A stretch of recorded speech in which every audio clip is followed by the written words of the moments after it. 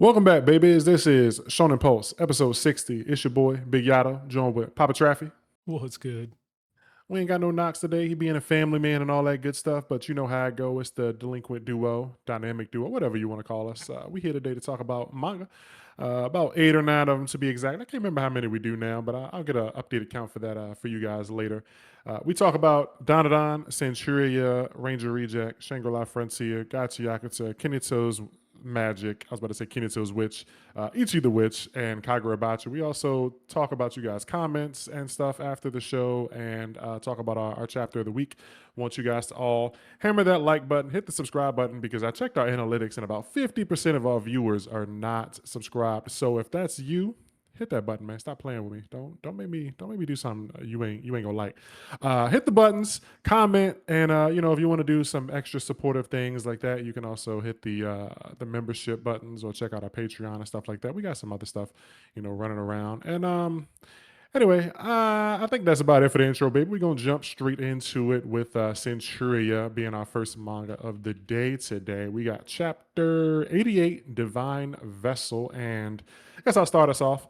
Um, just want to start just by saying, not even really diving into like the contents of the chapters, but just that I love that Centuria has this many characters now that are being focused on. So we're getting chapters and just arcs and chapters where we can see so many characters in one place. So like this chapter we have the Helm and Elstree focus at the beginning, and then you got Zira talking to Altus, and then at the end you have like the Margrave and Diana talking. It's like, oh, it's cool. It's so many characters now that we're starting to build interest in, and I'm just hoping that we start seeing arcs where more characters are getting like involved with each other and less with the other groups. Like I've been saying for a while, I don't want to see like Juliet and Altus or whatever. Like Juliet with anyone that uses water for a long time. So I'm hoping that we start getting some of these characters kind of sent in their own separate directions to handle like different things and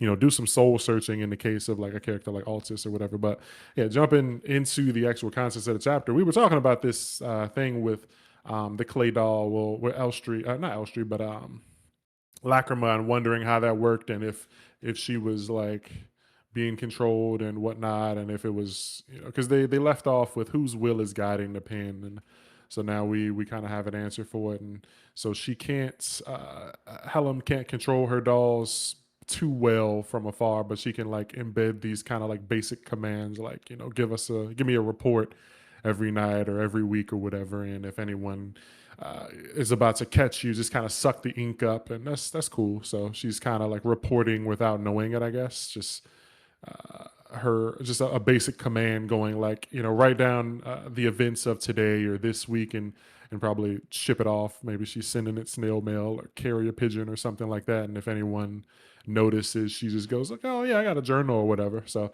how you feel about that? Yeah, it definitely was interesting getting like a more in-depth answer to that question we asked. Both, what is Lacrima doing, who's controlling her, and how Helm's power as a whole works. And I do like this explanation because it does give an explicit weakness to her powers. And, that's a power that Zero. Zira wants to exploit. And so I do think that's a very interesting dynamic. But on the topic of what you were referring to as for paying attention to all of the characters, that's one thing that I do really enjoy about Centuria because like we know that the main character is Julian. But if someone jumped into a random chapter in Centuria, I'm not sure why you do that, Uh, but if someone did, you wouldn't really be able to tell who the main character is because there's so much focus on all of the other characters. And that is such a great thing when the side characters are all integral to the story.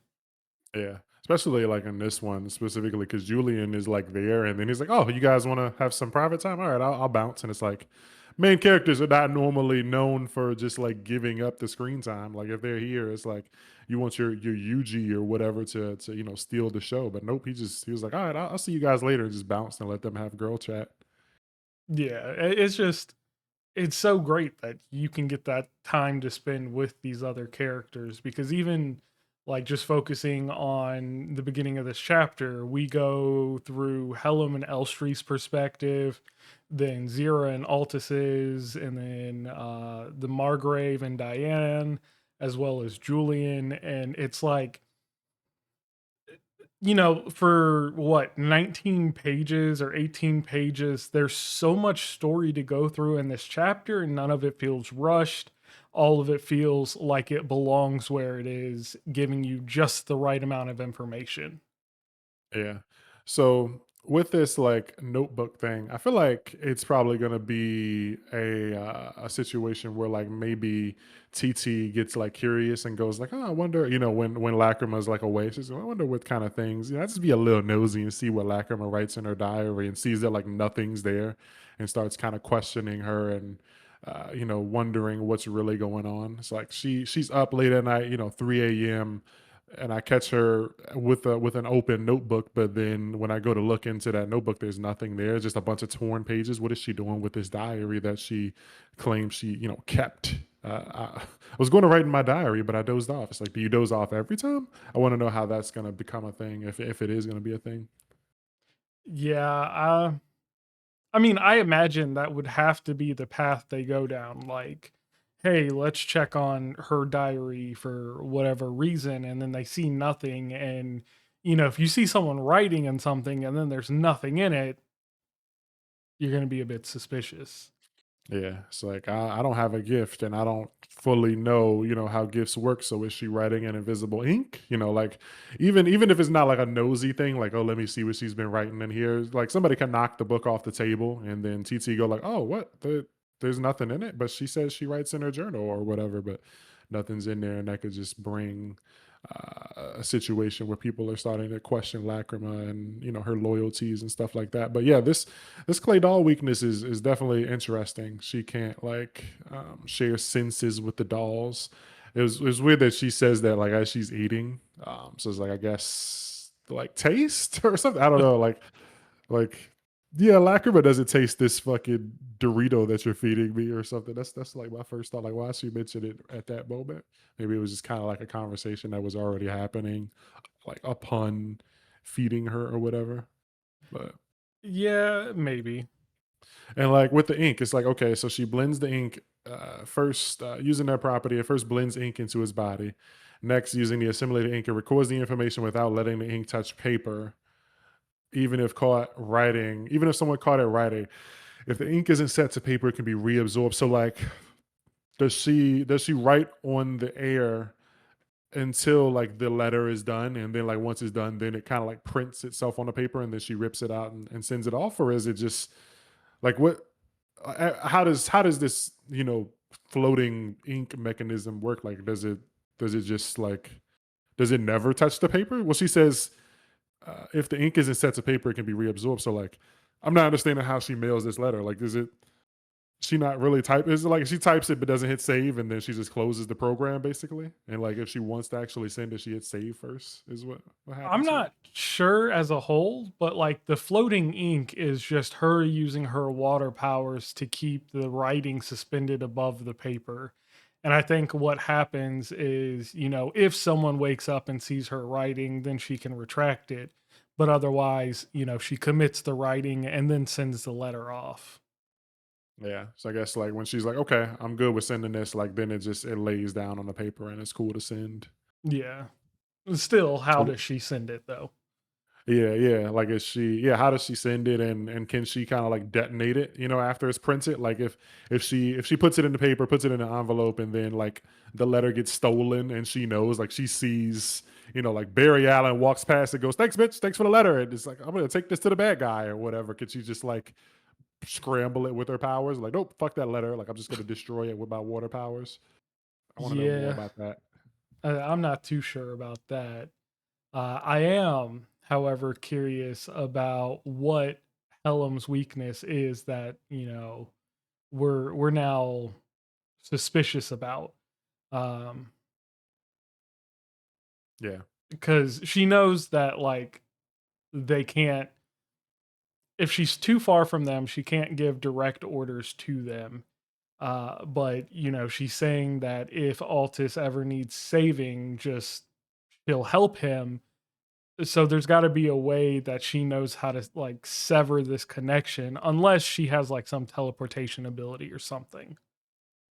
Yeah, part of me is wondering if it's kind of like a trap that she's laying, or like maybe she's like fishing for a trap. Like I still am of the mind that Helm is not really like giving all the cards up. Like she's thinking that she's pretending that she is and making people think that she has like X and Y weakness, and then when you go to like play on it, it's like but you thought that was my weakness because I led you to believe that, but I can actually control them from this, a further distance than you thought. Or if like if someone like in a case where it's like if you say, like a sleeper cell agent type thing, like if you say a certain thing to Altus, he'll just murder you. Like if you go like, okay, it's time to kill Helm, he'll just like activate and kill you even if you are miles and miles away or something. Like want to know if there's like traps laid in these dolls that like no one knows about or has any like inkling of an idea about other than like Hallam, and she I just mean, lets them think about it. I'm sure she provides orders of that sense, like with Lacrima, it's hey, send reports back if someone sees you, do this to hide it. Um, Yeah, so it means like in terms of like programming, she can give if and commands to yeah, her dolls. yeah. Okay, so yeah, then there's probably some more that she's given to like Altis and stuff like that. Because yeah, she completely programmed like Lacrima to do a thing, and if caught, she has a line of dialogue to say to like follow up with it, like, oh yeah, I just keep a diary or whatever. And it's like, oh, okay, she's got a diary. It wasn't nothing weird. She wasn't just writing a letter at midnight. Hmm. Yeah, I don't. We still need more information, but I love how there's like this slow burn to where we're going to figure out how to defeat Helm. They're not just immediately giving it to us, the reader. Yeah, And now we're just waiting for, the main cast to figure it out because we are trying to figure it out as well. yeah. And then she points out stuff like, Altis goes like, "Oh, maybe she just wanted to watch the fight up close," and she's like, "Nah, I think Hellam isn't using Lacrima to kill the child of prophecy. I'm sure she would if she could. Assassination requires the ability to adapt." So I wonder if like what the full plan is, and if it's just because it's like complex. Like she can't just order um Lacrima to go and kill Diana, because if someone catches her, like she's not able to program super complex like commands. It's just like pretend to be normal and write a letter to me and respond this way. But like if if like Julian steps in, like it doesn't it like she just kind of shuts down. It's like I don't have orders for how to deal with you swinging a log at me or whatever. Like I know how to fight you or whatever, but like if I get jumped by 8 niggas or pinned down or whatever, her system just shuts down. She just doesn't have like a process for certain situations. So it's You like know, she's got to be close by. thinking about that, Helm has to have an ulterior motive here because if her primary goal was to kill Diane, uh, you know, she could just have Lacrima kill her, and the response to that, she wouldn't care. It's just a doll. So why not just have her? She's already got their trust. She could kill them in their sleep. And yeah, she'd have to get close to, give that directive, but it'd be like she could have did that during their previous fight when they were all gathered in one area, or even before that, just, after you build their trust, take out the child of prophecy. So because that's not there, I feel like there are ulterior motives from Helm towards Elstree. Because, Elstree wants Yeah. to, of course, kill her.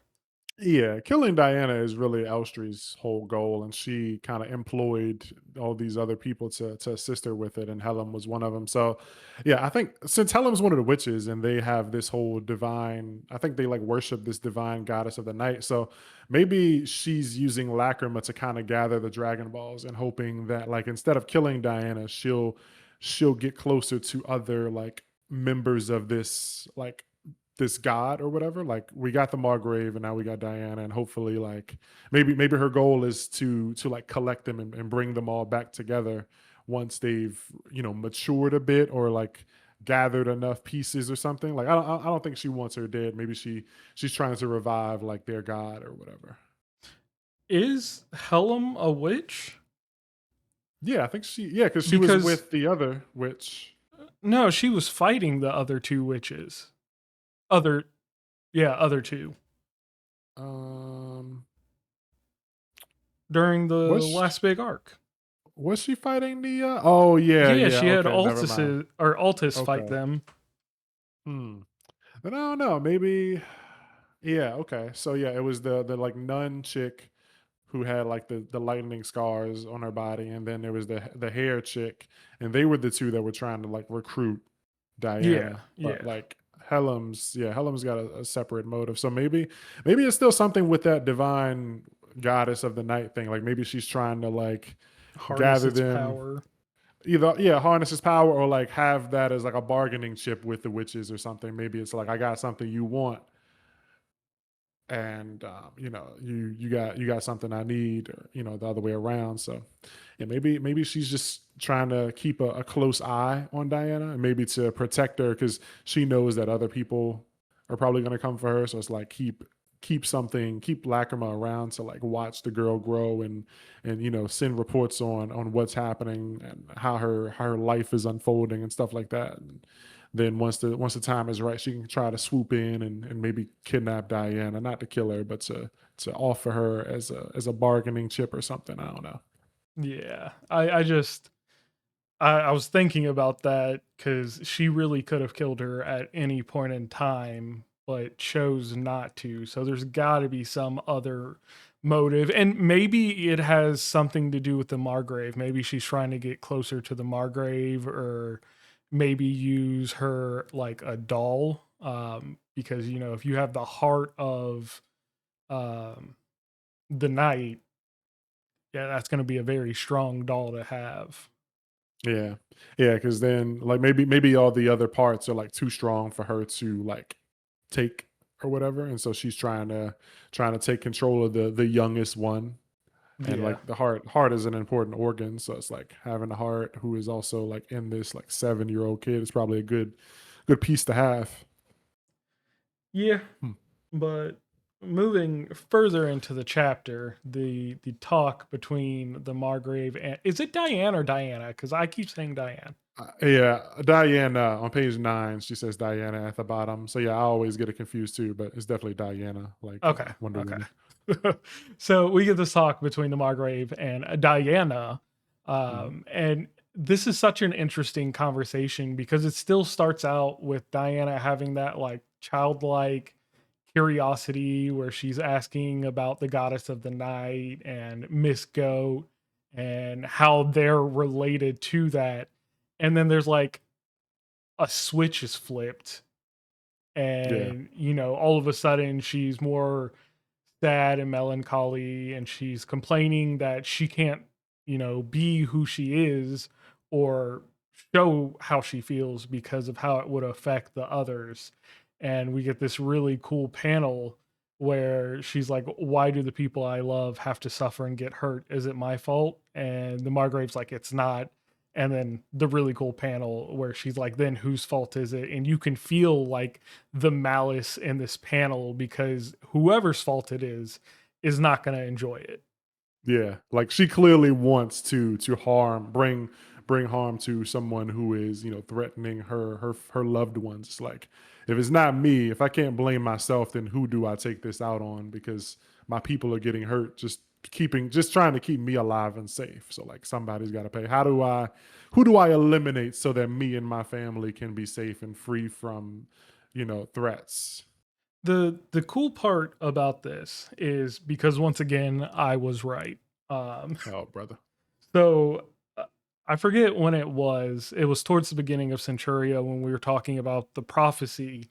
I was calling it a fulfilling prophecy in the sense that because they know about the prophecy and they're trying to stop it from coming true, they are in effect causing the prophecy to come true. Because you have this moment here, then whose fault is it with such malice? And the more that they put Julian and TT and Lacrima and Diana in danger, the angrier she gets towards the group that's doing it. So one day when she's older and stronger, she's going to go after those same people who caused her family so much harm. So it Yeah. is a self fulfilling prophecy. I love that, and I think I like those the most anyway. It's like you're trying to prevent a thing, and you just every action you take leads to that thing like happening even more. Yeah. It's like that's so cool. So yeah, it's like Diana is gonna eventually just feel like she has to take a stand, especially like now that she's starting to feel like to voice these concerns and ask these questions like whose fault is it? So if it's not me, then that means that I can do something about it. Yeah. It was just a very interesting conversation that does show that Diana is much more mature than she comes off to her family, essentially.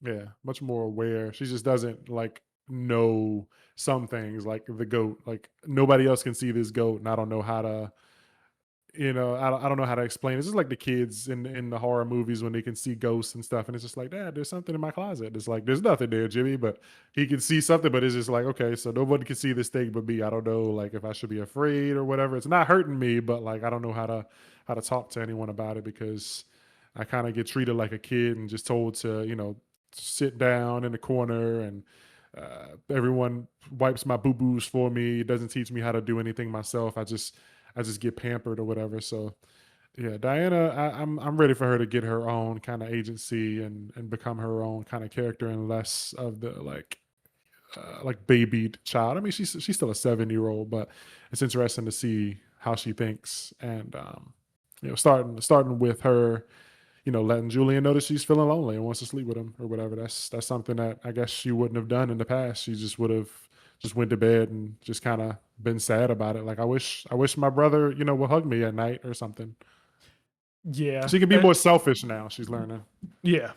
uh, Another big part about this chapter is, and I'm pretty sure we've talked about this before, her mother being the previous heart or vessel for the goddess of the night, and how that could have passed down.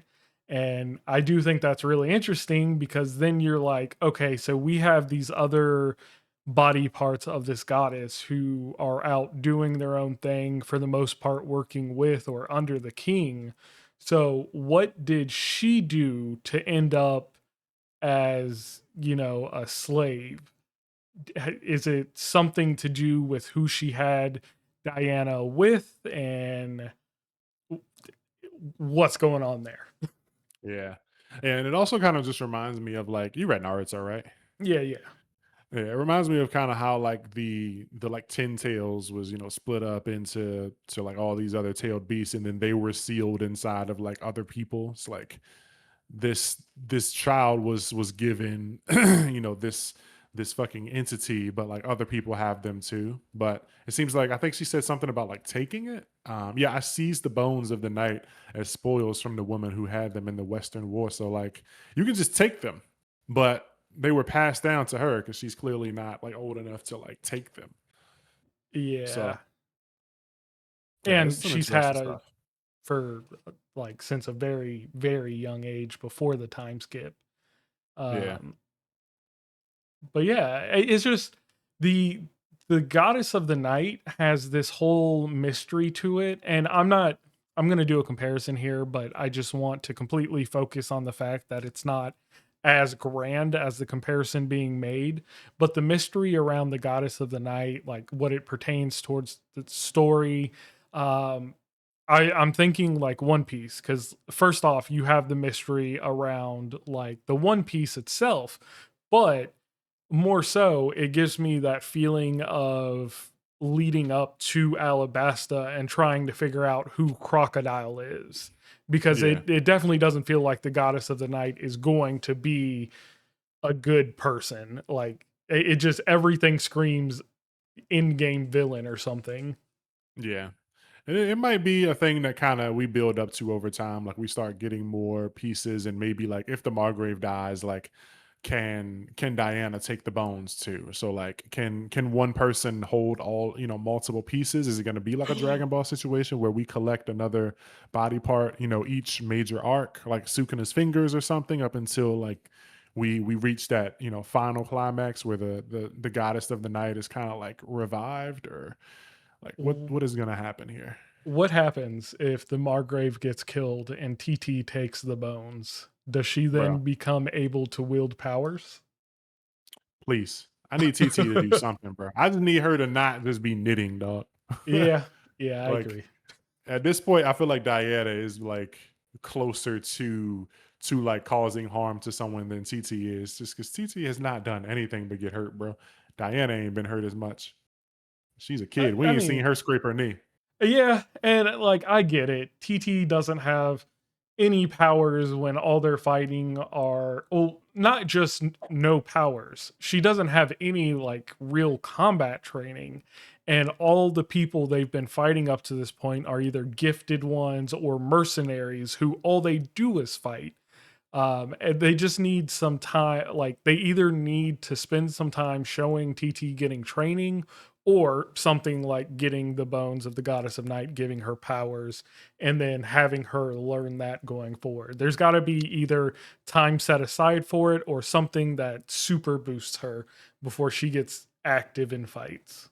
Yeah, I want to see a situation where it's like TT can take Diana like out shopping without Julian or something, and it's like if somebody tries something, TT can defend her and not just like, oh my god, don't steal my daughter from me or whatever. Yeah. Because I don't feel like TT can defend her. Like she can protect her from like a wolf, staying in front of her so that an animal doesn't attack her or something. But like if somebody comes at them with a weapon or any kind of powers, it's like, well, I guess we're both dead. Yeah. Yeah, TT needs some training, but yeah, I'm definitely looking forward to Diana just becoming, what they fear. Because in that page, in that old shot where she's like standing there and the fucking kingdom is burning down, it's like, yeah, she looks kind of tough, man. She got the black robe on. She got like her henchmen or whatever, all her like witch bitches and shit. So yeah, I'm Witch guessing. bitches. Yeah, I wonder if she's gonna have like a Sasuke arc, man.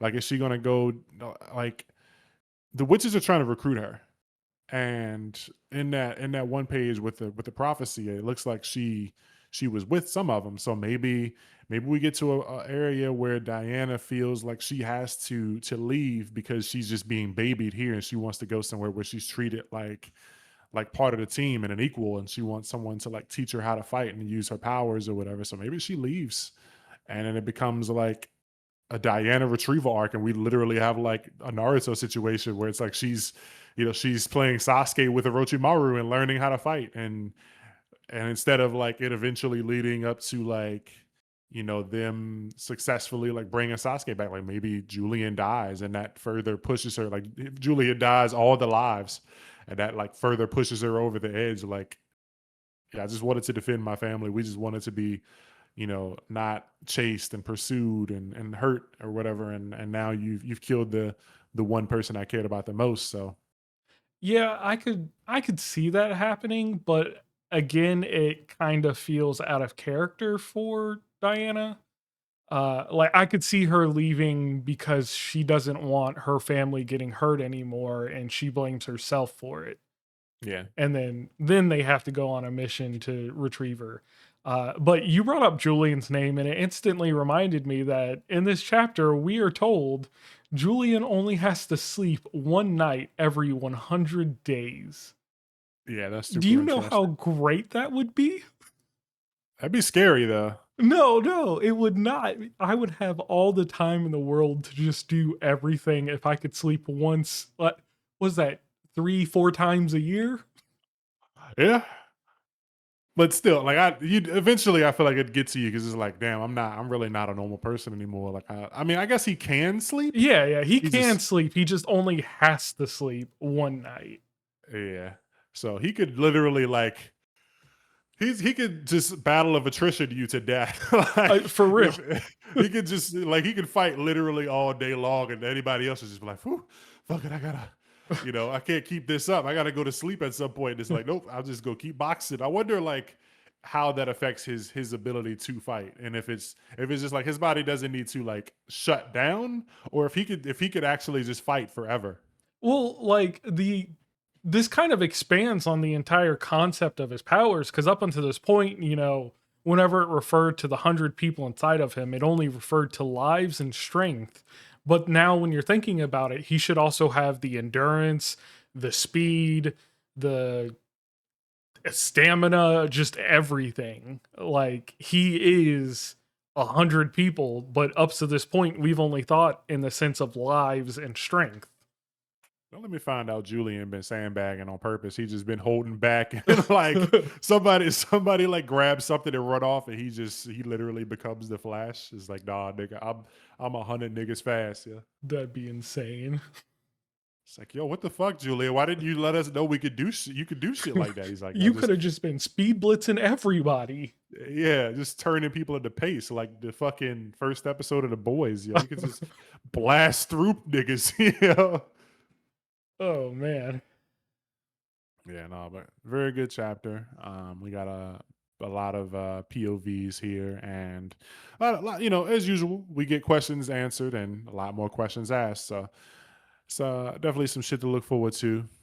With the mom finding out what her relationship was with the goddess of the night, and like what's gonna happen with the Margrave. What's gonna happen when Seadric brings his ass over here and they have a battle? Like, what all? There's a lot of characters that have W- plans, and we don't know. Wait, what if Diana is like a bastard child of the king and he sent her away with her mother because he didn't want anyone to know that he had slept with a witch and that he gave birth essentially to what would end his life.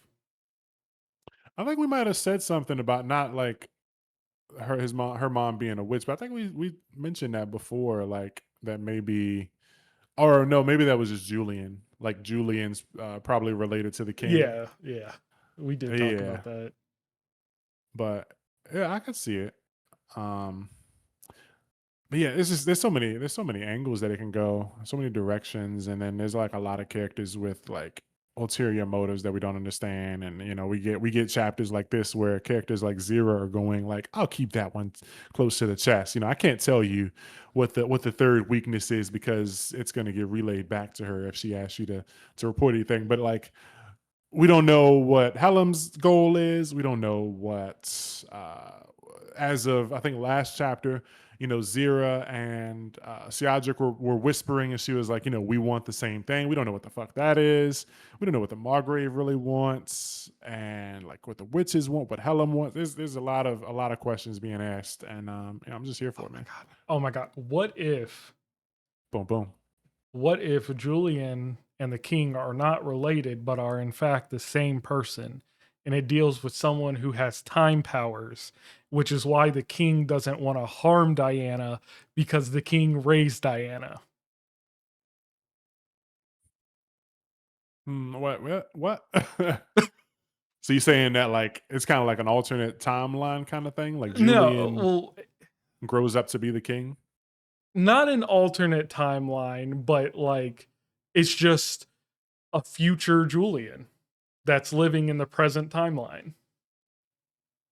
Okay. And Diana being the only person that can kill him because he has 100 Yep. lives, and she has a way to like extinguish all of them at once or whatever. Yeah, or like eventually down the line, he finds a way to add lives to it, so on, so forth, and whatever. And Diana's the only one who can put him down for good. I don't know. It would be a very interesting twist, and since Julian and the King do look alike, it's a possibility. There are some funky Yeah. powers in this story. Yeah, there's definitely gonna have to be something there. And then we also got like Balcarloa or whatever, the unholy city, like the other cast members that are there. Like there's a lot of characters now, and they're all doing things, and we don't have any clue on what like anyone's actual goals are. Yeah, it's just cool because it's like no one's goals really align. Um, but some groups might fit together better at one point in time, and then another time they fit better with a different group, and there's a lot of flip-flops to it that are interesting. Yeah, that reminds me of like Stranger Things. Did you watch Stranger Things? Yeah, just not the last season. Yeah, it's all good. But like, if you, I don't know if you ever noticed, but like during the show Stranger Things, like it felt like every season they tried to like give like different groups of character spotlight. So like you would get Dustin with what was the fucking cool guy name that like is a fucking musician in real life. Uh, um, I can't remember. Kit, I want to say Harrington, Kit No, Harrington or something. no, that's the What dude that's in was American Horror. Yeah, no, well, they I would. don't There know. was just there was just points where in Stranger Things, like it felt like every season, like you would get different groups. So like Dustin would be with one person for like a majority of the season. Then the next season, Dustin would be with someone else for like the majority of the season. So it was like you had these groups that were always mixed up each season to keep it fresh, keep the interactions fresh. It's like, oh, I wonder how Goku, fucking adventures with Krillin. Or, okay, I want to see how Goku and fucking Piccolo fucking react on adventures. It's just same kind of vibe here. You're getting a Yeah. lot of different combinations of characters kind of meshing or whatever. We just need Altis out on his own because like since he's been introduced, we've only seen him like fight, question his reality and who he is and what he wants to be, and then talk to Zira. And we haven't seen him get to do anything else. I'm ready for another arc because we really just been chilling for I want to say like 15 chapters now since the failed assassination arc ended. Yeah, Eh, probably more. it's been a lot of lore though, so I've been okay with it. Like it's been keeping me interested. Yeah, yeah, for sure. Yeah, I'm not saying these chapters have been bad, but yeah, chapter 69, the two jumped in and saved the group from the guy, the Obliviator, not the Obliviator, but the other dude with the crazy mask. So yeah, we've been about 20 chapters away from that previous arc. So yeah, it's about time we get jumping into a big arc again. The Theodric fight arc. Yeah, we finna get that in the next like 5 chapters. It's If gonna be hopefully there's no gas. break. Yeah, hopefully there's no break next week because I think we got a break last week, Yeah, we and did. yeah, I feel like there's been a break kind of frequently recently, like almost every other chapter or every 2 to 3 weeks or something. So hopefully Kuromori's doing all right, but I think I'm squeezed out for this one. You got anything else? Nah, I'm good. All right, that's going to do it for Centuria, chapter 88, Divine Vessel. Now, jumping into Shangri-La Frontier, chapter 262, Sword Wolf against Lightning Flame Beast, part 6. Traffy, how you feeling, man? Oh man, I absolutely enjoyed this chapter. And the really cool part is we're starting to get that answer to the title Sword Wolf against Lightning Flame Beast. Because on page 2 we get this 6 fire tale, so we're getting the fire part. But also, where was Kyogoku hiding all that? Yeah, man. This is a very dumpy chapter. We got a couple of some booty shots here. I'm feeling it. Yeah, yeah. But I'm a jump around a little bit because there were some points I wanted to talk to about here.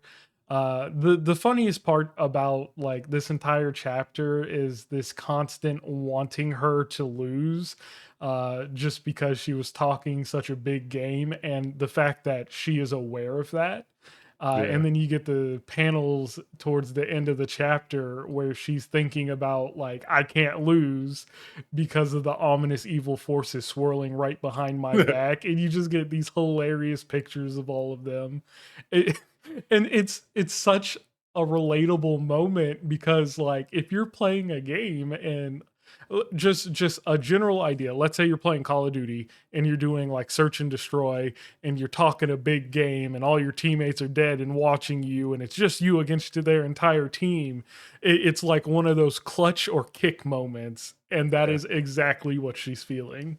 Yeah, Search and Destroy is the best example for that because they're just watching you. They're like, "Oh, you go clutch this shit up," and then when you fucking fail, they're like, "Dog, you were the shittiest fucking player ever, dog." It's like it's so embarrassing. How'd you die to that? It's like, But bro, yeah. Search is very stressful. This is a stressful, like even worse than losing is like knowing that she's gonna have to hear from these guys like every day. Like even if she avoids them, like who's to say that Sunraku doesn't like send her DMs like, bro, you really blew it last week or some shit. you can't be in our guild anymore. Yeah, like man, you gotta fucking we gotta find you a good opponent, a good level one opponent to fucking trade up against if you want to be here. Yeah. Yeah, I also think that it's really cool that they're kind of like touching on at least a relationship between Kyogoku and Saiger 100. They are well aware of who they are in real life. There is no mystery to that because she's like, if you think this will work out like in real life, Kyo the Ultimate, you're dead wrong. Which also, kind of points to the fact that Kyo is better at the Ryugen style than Tiger 100 is. It's the difference of in-game experience that's going to make up for the lack of skill within that school. Yeah. Yeah, because they're cousins, but like I guess Kyo just always like beats her ass in real kendo. And it's like I've got different like levels of experience here in the game, like you said. Yeah, and then, like I also wonder if Kyo knows who Saiger Zero is as well. Yeah, I'm Because pretty I sure because they're related. yeah, but like they're like for the longest time, Sunraku didn't know who Saiger 100 was. So I it's mean a Psycho Zero. possibility. Yeah, Saiger Zero, my bad. Who Saiger Zero was. So there's the possibility that, maybe they just aren't familiar with each other's in game characters. Uh, I don't think it's likely that Kyo doesn't know who that her cousin because she's talking about the same school. Like you mean like she knows who Momo is, but not Ray? Yeah, well, in the game, yeah.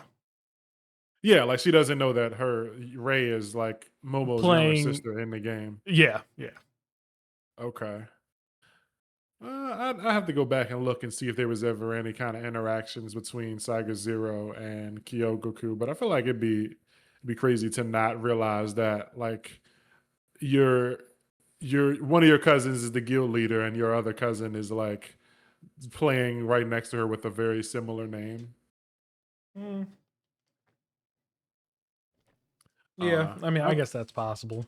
I think Saiger Zero might have mentioned yeah because I think when Sunraku first, like when Sunraku and Ray were having their conversation, when he finally found out who she was like, "Yeah, you play with my cousin or whatever." Like she mentioned, I think she mentioned her cousin like being really good at the thing. Like she was like, "My cousin's really good at this like game or at Kendo or something like that."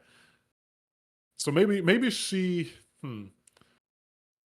I don't trying to like see that angle, and it's like I feel like Saiger has already said something that kind of like insinuates that she knows who Kyogoku is, but I don't think Kyogoku ever said anything to kind of voice her knowledge the other way around. I mean, I don't think it'd be like a huge story beat or a huge reveal. I think it would just be like, oh, wait, you're my cousin too?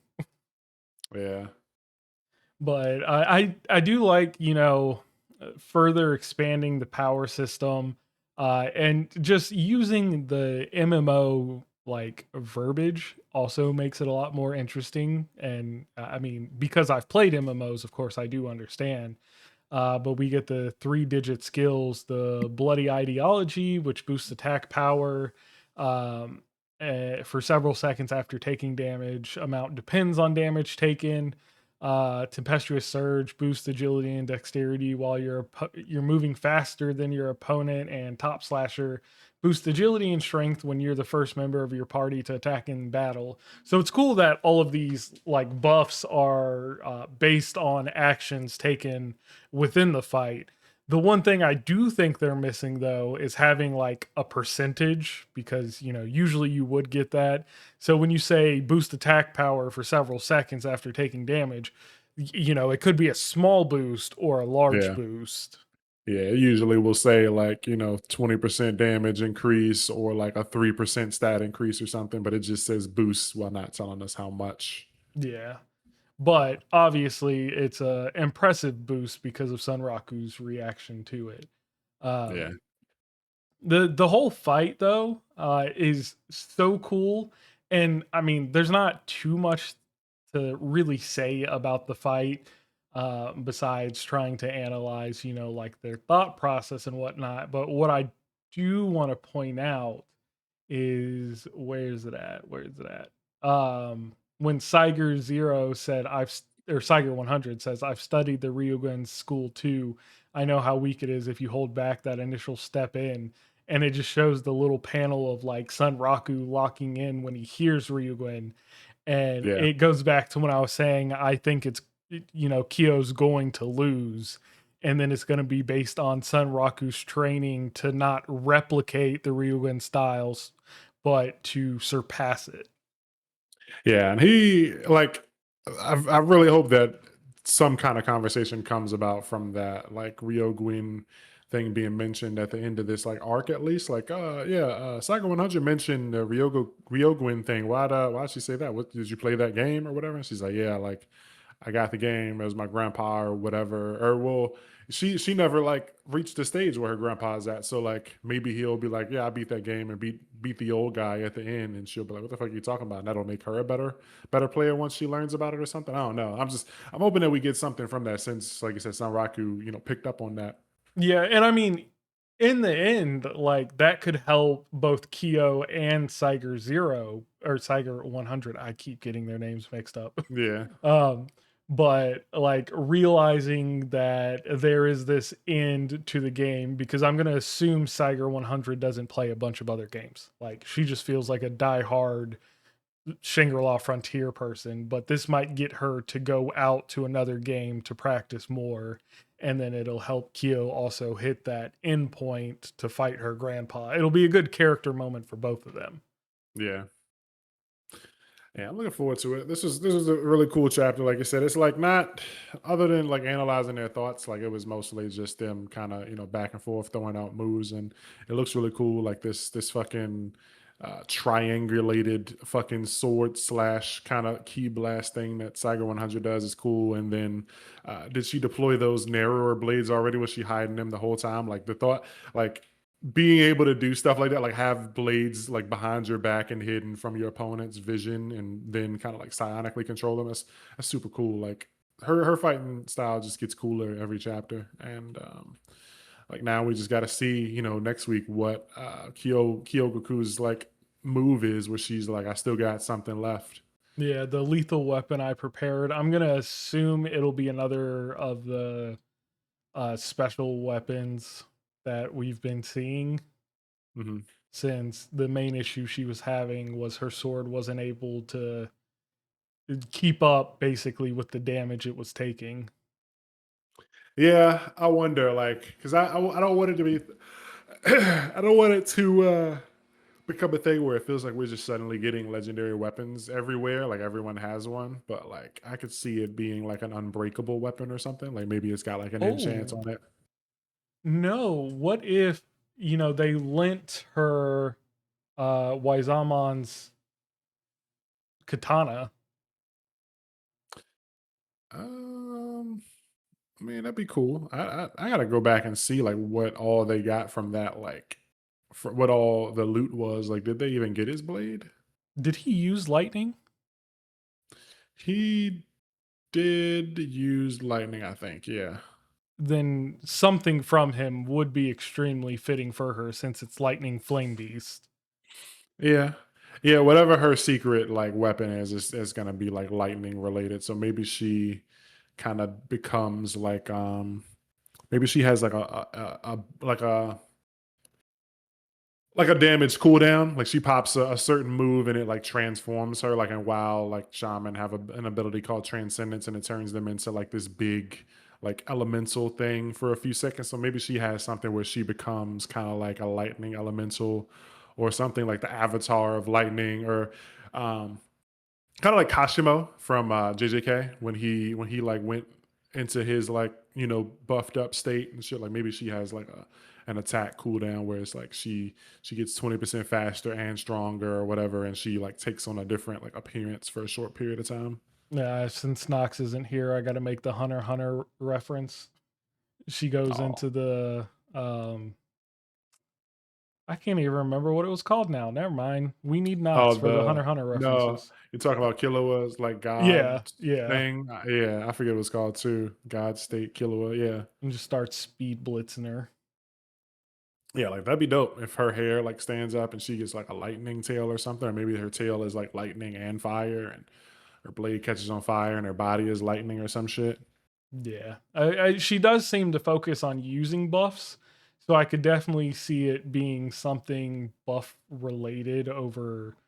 I mean, she does say my lethal or the lethal weapon I prepared, but that could just mean like a skill or ability as a weapon. Yeah, yeah, it doesn't necessarily have to be like another sword or anything. It could be just an ability, something that she's been leveling up, or that she learned for this specific fight one day.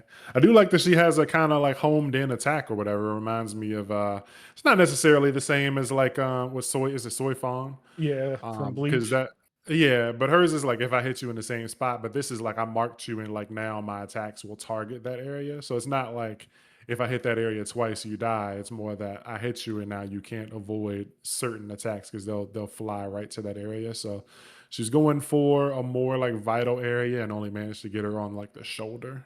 No, she So said it was her chest.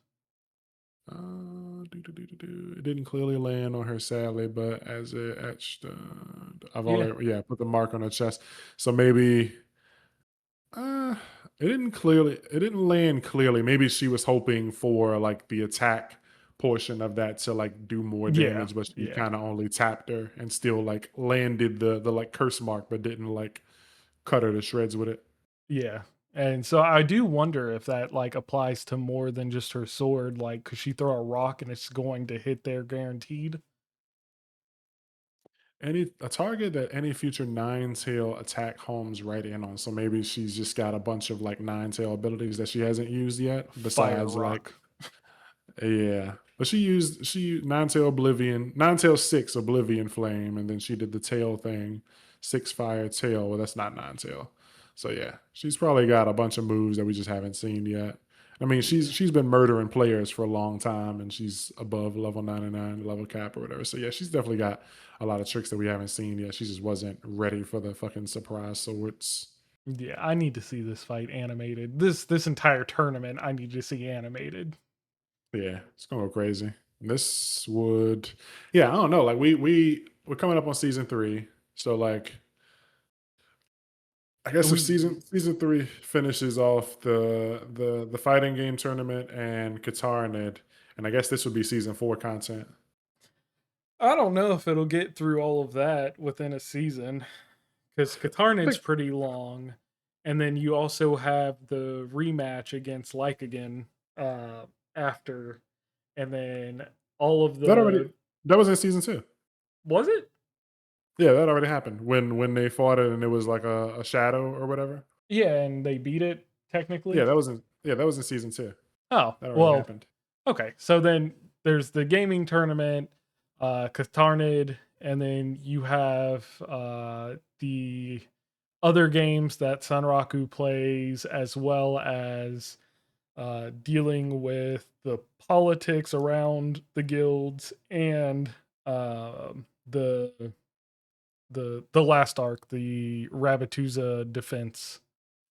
So Yeah, I'd probably say this would be the start of season 5. yeah, maybe. I mean, that'd be a hell Yeah. of a way to start a season.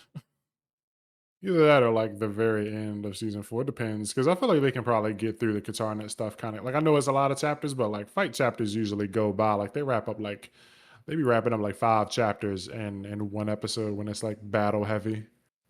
Yeah, I guess that's fair. I don't know. Yeah, it do Uh, be a lot of talking. Now, Shangri-La Frontier is definitely a word heavy series, so it's like they could definitely spend a lot of time just yapping. And we had a lot of chapters where it was like in the, in the room where they were, doing the clan politics stuff, like you said, and then there was like Akane Akitsu, training with fighting the like gauntlet of monsters that Vash threw at her, and then you had like the moment where we saw like the dragon blight situation and yeah, uh yeah, there's a lot of stuff. It's hard to say where we are in terms of seasons. So it's definitely either like we're either very late season 4 or like early season 5 right now. Like maybe this is the opening. We're on like episode 5 of season 4 right now. maybe. Yeah, it is hard to kind of predict the pacing they'll take with the anime because of the wordiness and then the quick fights and then the wordiness and the quick fights. So Yeah. Yeah. So you guys that are listening, let us know down below what you think this is as far as seasons go, where you think this fight, this arc is taking place. Do you think this is a late season 4 or early season 5? Or wait, no, this would be season next season is season 3. Do you think this is late season 4 or I don't know. I think I got mixed up. So just what you think, man? Let us know down below. You got anything else for this one? nah, I'm good. Okay, that's going to do it, baby. This was Shangri-La Frontier, chapter 262, Sword Wolf against Lightning Flame Beast, part 6. Now jumping into Gachiakuta, chapter 165, a name. And if you were here for last week's review, we had Damo Senpai, and I think it was him. I don't know if you had any thoughts or like initial jumps at who this person would be, and it was Engine, the sixth with the feet and stuff. So yeah, we got confirmation that Engine is the person that has been in our kind of flashbacky things. I still don't know if this confirms Engine being the person that stabbed Mimo though, because at the end, like it could be, but like I feel like this chapter like ends with like if it is him, if he is the person that stabs Mamo in the end of last chapter, then this chapter is taking place like the final Slightly page of this before. chapter. Yeah, the final page of this chapter is taking place like 2 minutes before Mamo gets stabbed. So he's on the way to save Rudo or whatever. Yeah, I think that's what's happening here. I mean, it's still not necessarily confirmation that he is the sixth user, but with all the information we talked about last week, like the fact that he was going to pull something out of one of his little bags, and the fact that it could be like a pocket watch or something that's the six piece. um we still have a lot more information to receive. It was just this was the chapter that was like, hey, this is who you thought it was. Now you just got to wait and see like what comes next. But as far as this chapter goes, we get this reveal of Alto. Finally, And huh? I said finally. Yeah, yeah, finally. And how it looks like he essentially raised Engine, or at least gave him some kind of direction.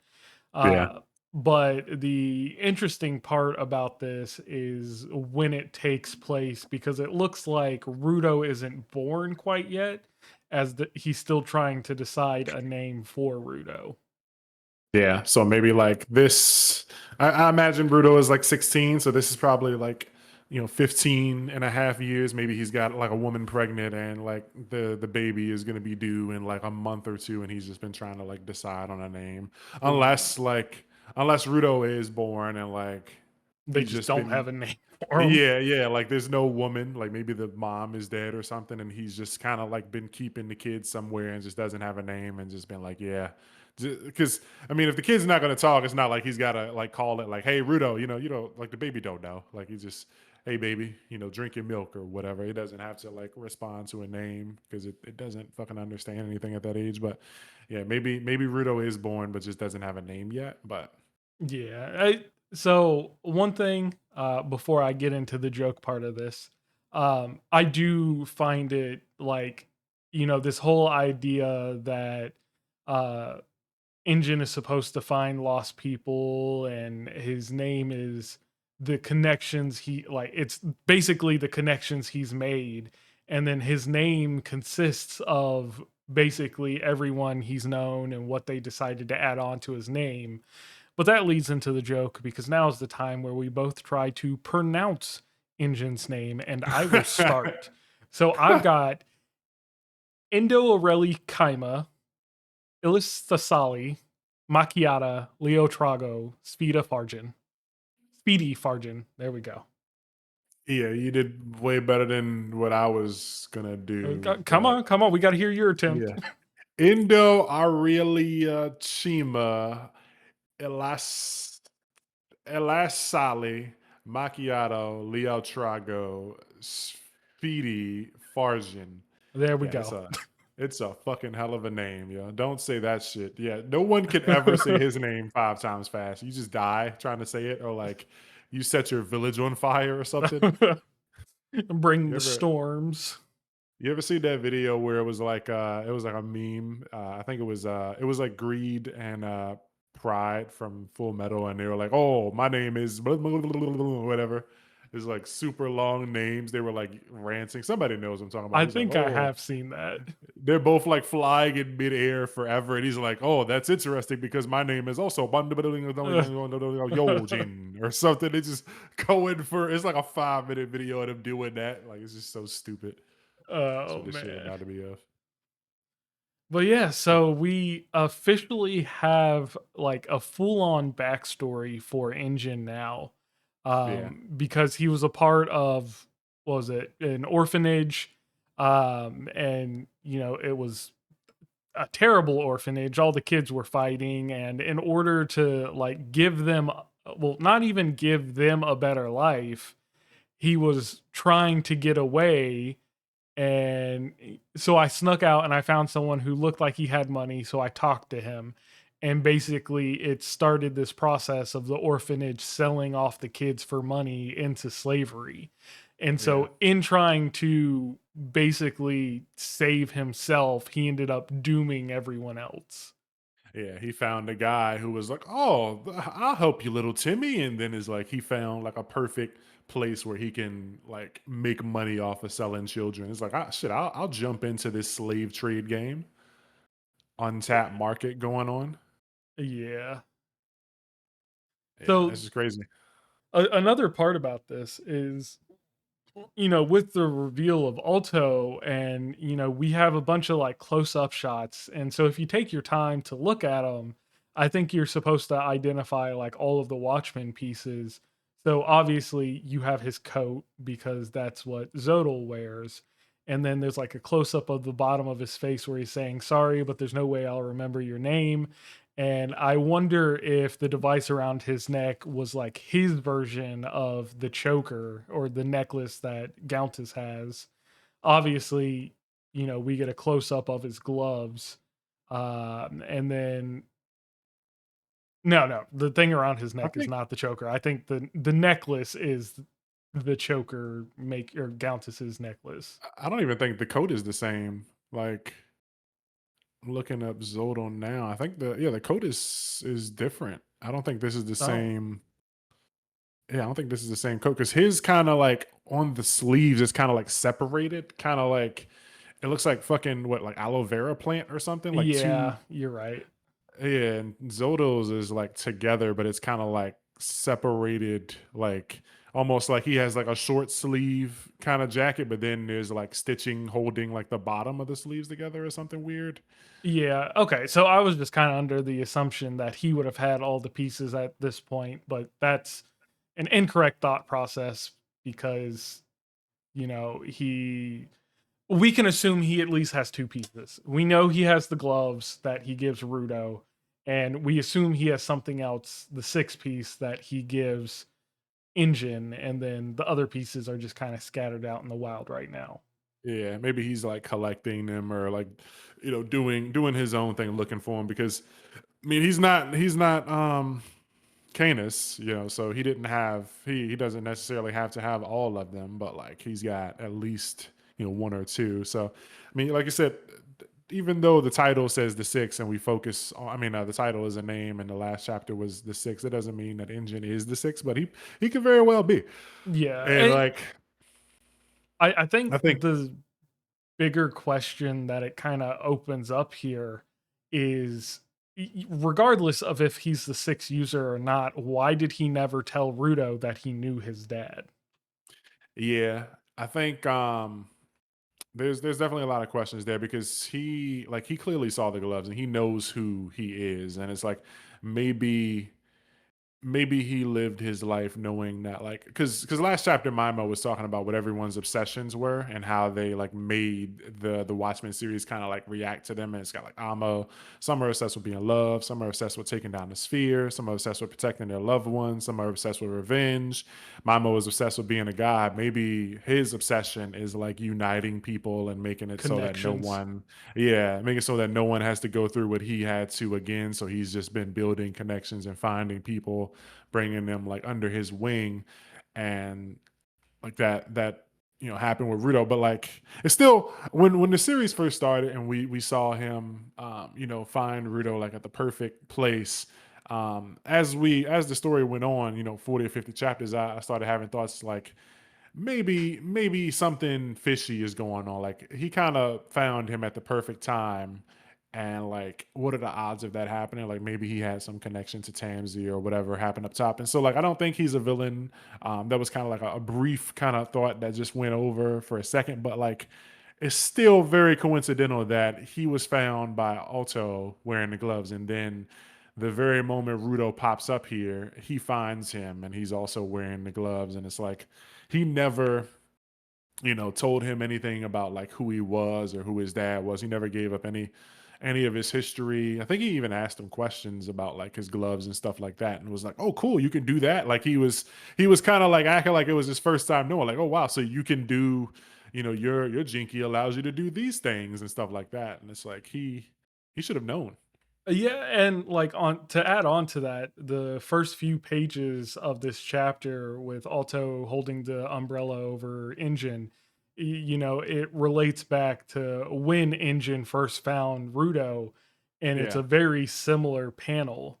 And so to kind of add on to what you were saying, I wonder if Engine has still remained in contact with Alto, and Alto was the one who let him know, hey, like, someone is falling down from the sphere and they're going to be at this location.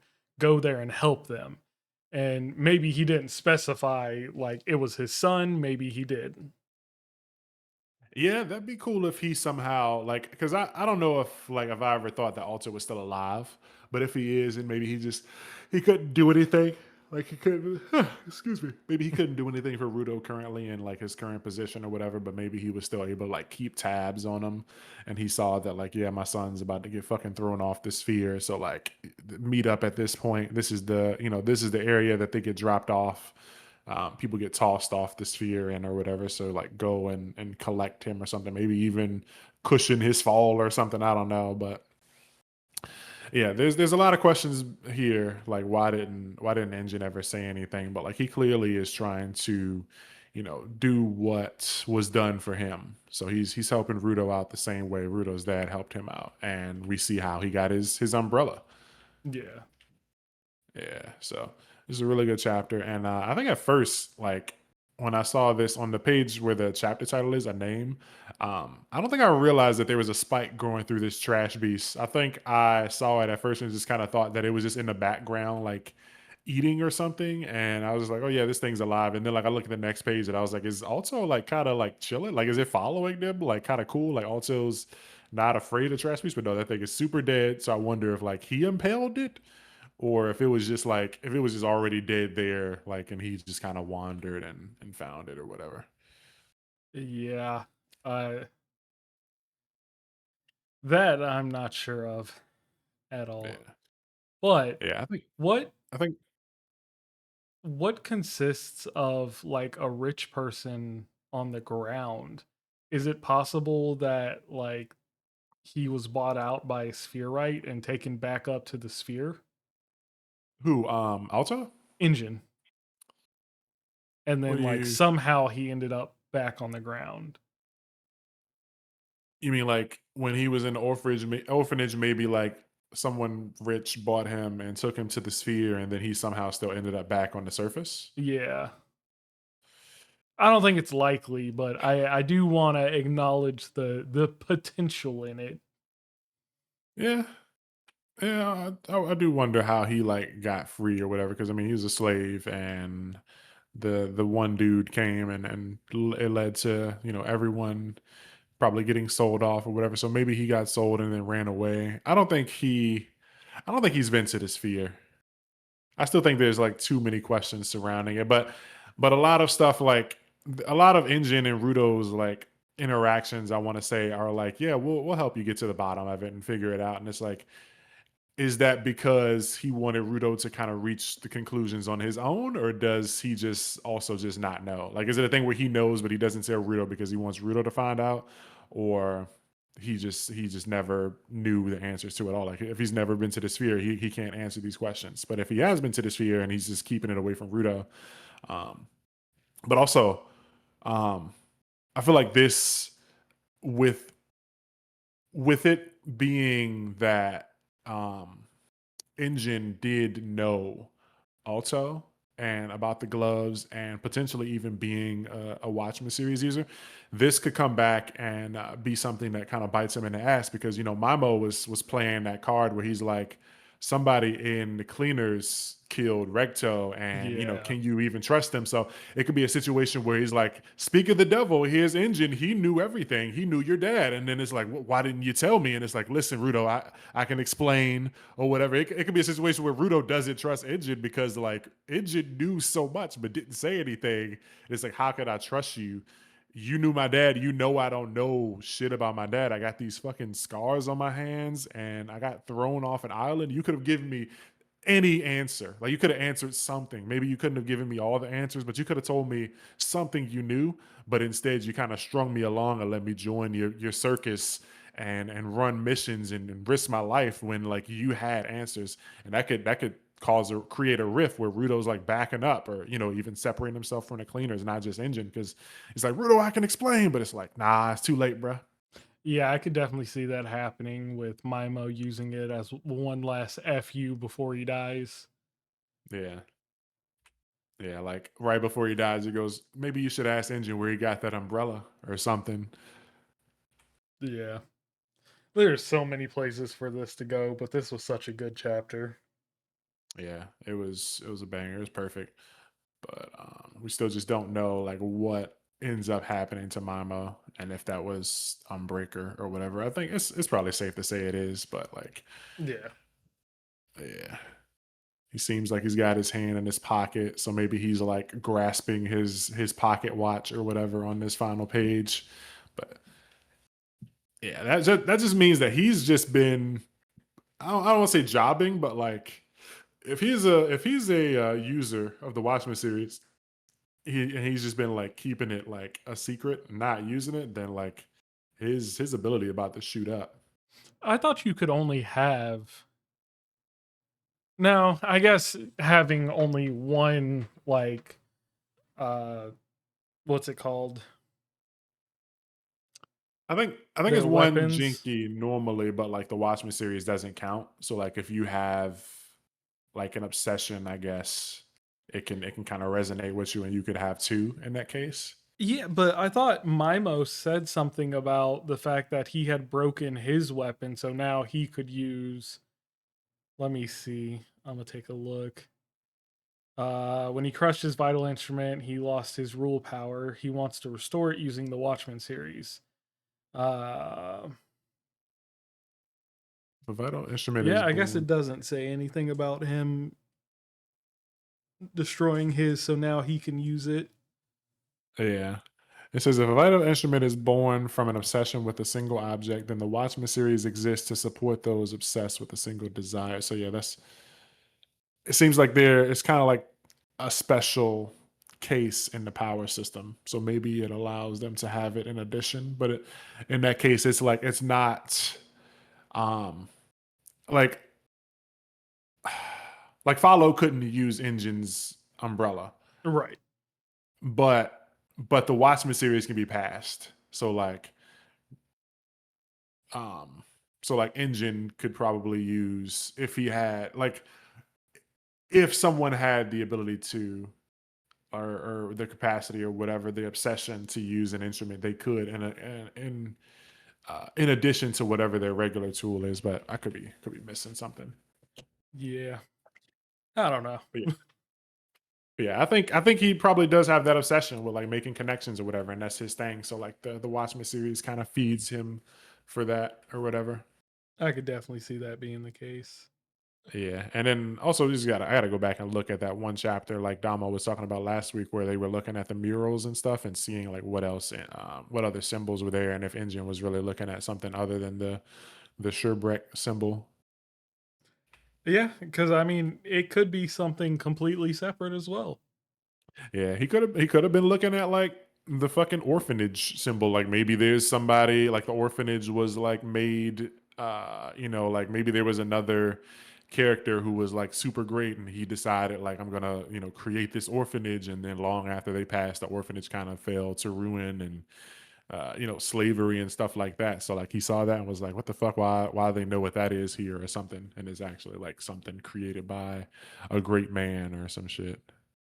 Yeah. Um But yeah, no, Engine backstory is cool, and hopefully we'll get more. I mean, right now it looks like we're jumping, straight back into the current events of things. But I would definitely like to see more of Engine's backstory and what else happened in his younger life. Yeah. And getting to see Alto was just the cherry on top. Yeah, like what happens after this, man? Like, do they go on adventures, or does he just drop Engine off at like a village, a doctor or whatever, to get looked after, and then he just goes about his way because he's a fucking nomad, vagabond. I don't know. We'll have to see. Yeah. So really good chapter, but I guess I'm spent for this one. You got anything else? Nah, I'm skeeted.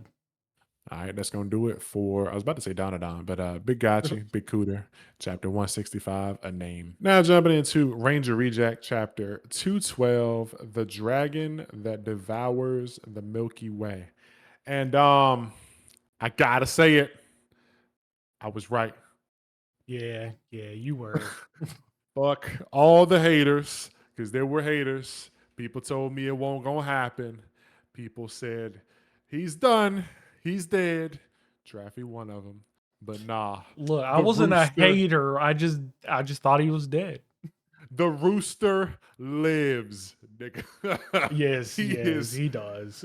yeah. So fucking, we could get to that shit later, but yeah, man. Starting at the very beginning of the chapter, we got Ho, however you pronounce her name, waking up, and she's recalling the events of that previous night or whatever, and he's sweet, not he's sweet, but Hibiki Hibiki. trying to get that information out of her, and she's kind of like fucking. Sweating and having fucking reactions to it or whatever because it was someone from the school. So it also gets confirmed that it was Usakubo. Yep. So yeah, our cast members are starting to fall into place. It's a good chapter, man. Yeah, Everyone's kind of falling in. Even Hisui's coming back into the fold with this one. She couldn't stay out of the action for long. of course not. But I do want to point out, Hibiki showed up at the hospital for this random chick, but he can't show up at the hospital for his sister. That is crazy, but like low key, I guess I kind of get it because it's like he probably feels like he can't face her yet, not until like the job is done.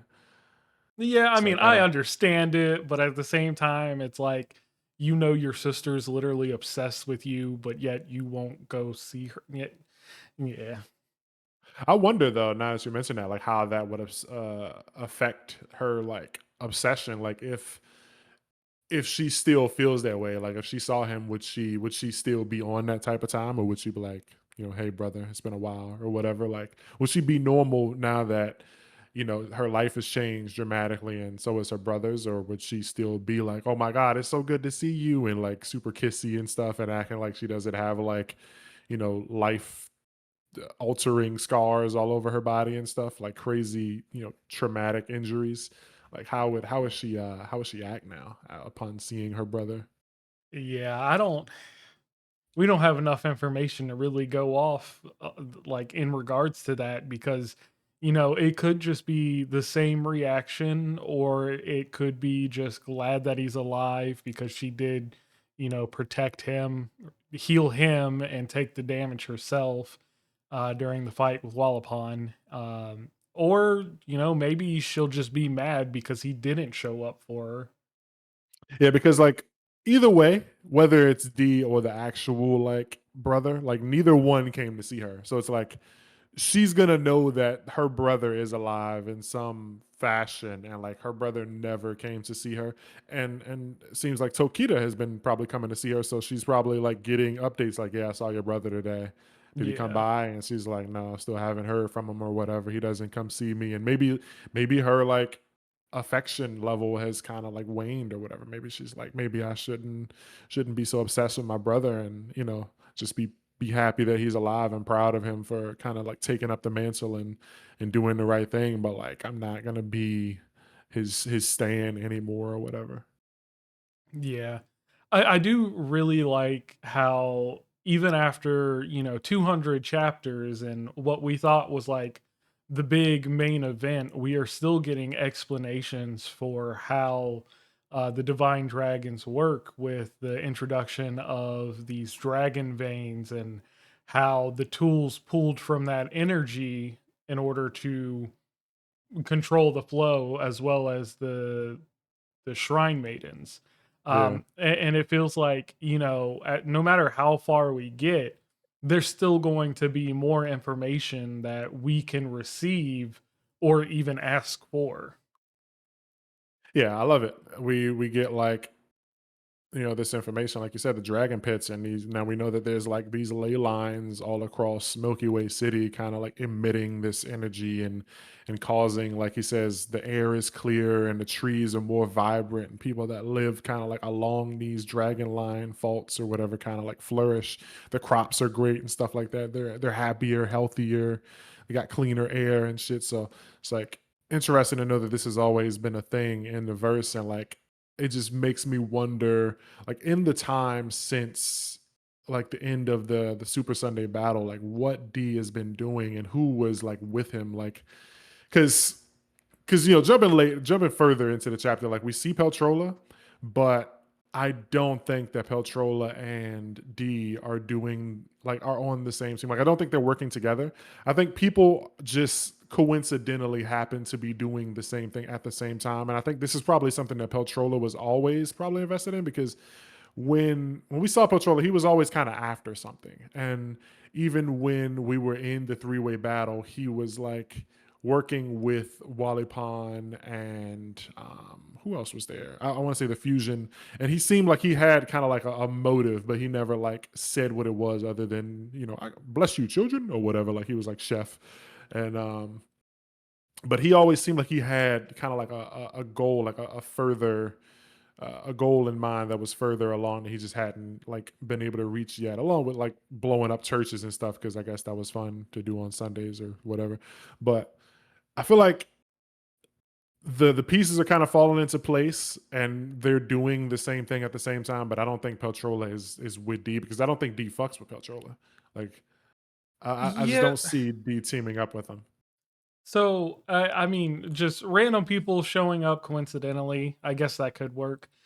Before I kind of go into that more, I do want to point out that I don't know what page it is, but it's when they're in Beilong's nest, and Hibiki's like, "I'd heard this place had or had been out of commission since the attack. Executive Patrolo, what did you do?" And then it shows X's with the dots, and I wonder if there's still a clone of Peltrola inside of X's. I think that was the one that like the one that she ate was the one that was like out and about, like with in the three-way battle. Like I think she spit him up, and because she was with him, remember? She was wait, she was with the she went back to her like society, so I don't know. She went Yeah, back to her because dad. Well, yeah, she because Balong's yeah, nest, she left after Peltrola entered her. That pause. but then we had the three-way battle, and she was with Hibiki the entire time. She didn't actually engage in anything. Well, Uh, remember she was a member of the she was part of that like council meeting. She was one of the invader rights like yeah, heads or yeah. whatever.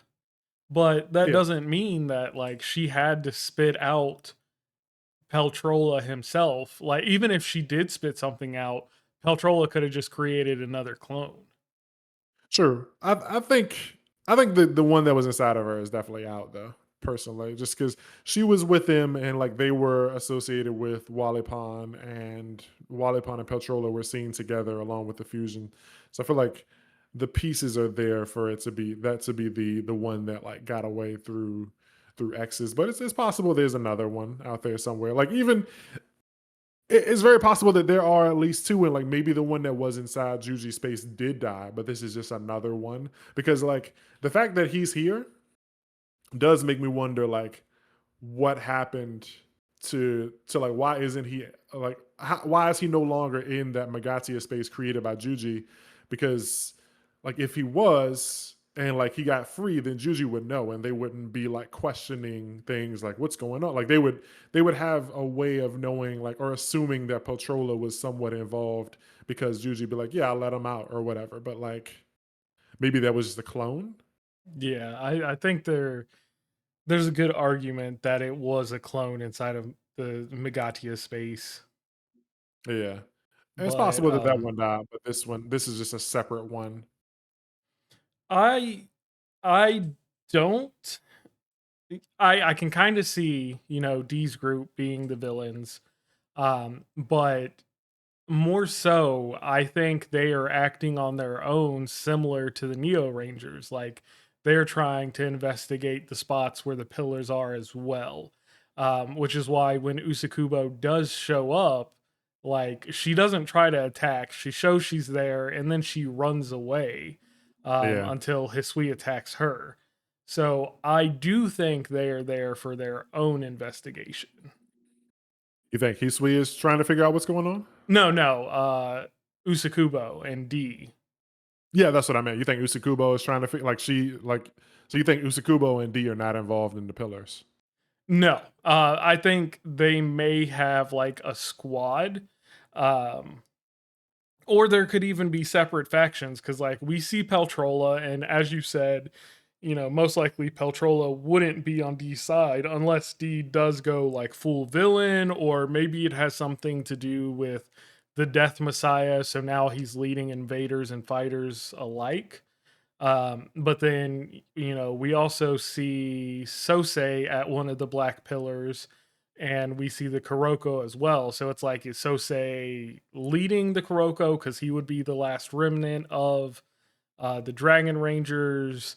I feel like, you know, we're shown a lot of information here that makes it seem like there's a group together. Like on the surface, you're like, okay, so it's D, Peltrola, Sosei, the Kuroko, Usakubo, and probably the rest of the fighters, since on the last panel, you know, we get the fortress in front of the moon. And let me just say, I love that shot so much. Yeah, that shit is fire.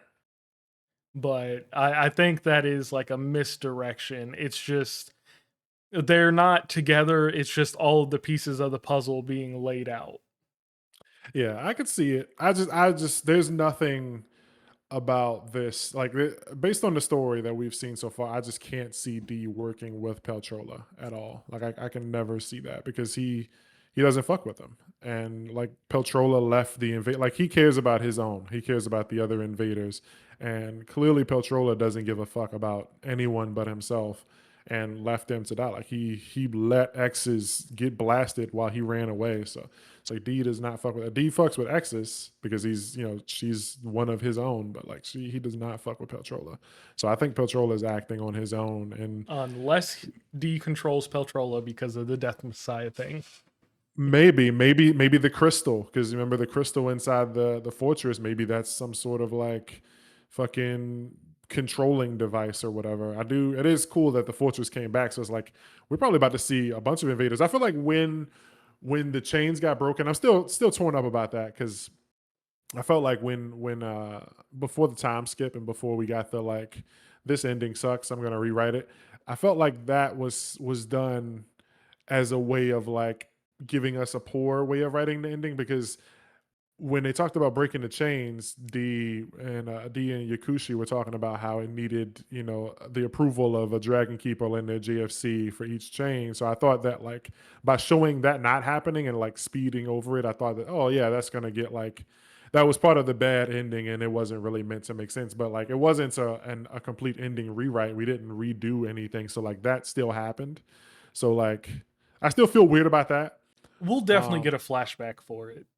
I hope so, because that part that is like the only thing that doesn't sit right with me for the story so far. Everything else I felt like has been explained thoroughly and has been handled. And anytime you can go like, "Oh, I don't know about that, like Negi goes and handles it. But the chain thing happened and it just like we saw D like screaming and then the next panel the chains were breaking. Not saying that D broke it by screaming, but like it just happened off screen and I didn't like that. But I think when the fortress did leave, that he probably took Angel and Suzukiri with him and they probably like thought up their scheme or whatever up in the fortress in space or something or wherever they went. Not in space, but like they took it and went somewhere, or maybe they cloaked it. Maybe it was like invisible this whole time because of dragon powers or something. And they're like, now they're coming back and they're doing their thing. They're extending or expanding this story, or doing something with the dragon veins. I don't know. It's definitely a mystery. What's happening and who's involved with who. Um, I don't think like I feel like everyone's just doing it. Like everyone's doing the same thing and doesn't know that everyone else is doing it. Like I don't think, like I said, I don't think Peltrola is working with anyone, but I also don't think that the Kuroko are working with Sosei because Sosei didn't fuck with them. Like maybe they fuck with him, but I don't think he fucks with them. And You like know, only people that I feel like I know for sure fuck with each other on the like invader side is just D, Hisui, and Usakubo. And then like the other foot soldiers on the fortress. so I have a crackpot theory here, right? If you say What what I'm thinking, I'll do that. what if the student council president is D? Okay. So I was not gonna say that, but I was gonna say maybe she's somebody because on the last page, second to last page, her Bed her is bed is empty. empty and it looks Yep. like the window is open. So like, was she an invader or did somebody come in and kidnap her? Like my instant thought was, what if this is D, like setting everything in place? Like D is the one writing the story now. He's leading everyone to the points they needed to be at, including Hisui, by being like D knows his who Hisui is. If her friend was attacked, this would get her re-involved with the situation. There is no one that knows Hisui better than D besides Chidori, but Chidori's gone. And Yeah. so, like, based off of the amount of blood and the huge slash across the ground, a normal human would probably die from that. Yeah, maybe he's trying to give Hisui like a good ending, like a happy ending, because he knows that he kind of like fucked her over in like when he was like still on the ground with her. It's like maybe this is along with like just wrapping up loose end. Like maybe he's trying to give Hibiki and Hisui, like the people he fucked with, like a good ending to their stories, Yeah. Ah, but there's also fuck Peltrola. there's just so much, but I'm locking in on the student council president is D theory. I can see it. Where I was gonna go with it is what if this fucking dragon vein thing? Because the first page is the dragon that devours the Milky Way, and we know the city is Milky Way City, and I don't know who the dragon would be in this case, but maybe it's the dragon veins. What if Peltrola is trying to do like fucking use the dragon veins to create a fucking alchemist stone? Yeah, Outside like of the veins, the only thing that the dragon could refer to would be Sosei, since he's able to tap into the divine dragon's powers without any tool. yeah. But did you watch Full Metal Alchemist? Yeah, of course. Okay, yeah, because I'm thinking that like this is they're trying to use this to like kill a bunch of people in the city to like do something like with like triangulate like maybe once all the pillars are up everything within the five pillars like dies or something. And turns They're talking about everybody in the city into foot soldiers.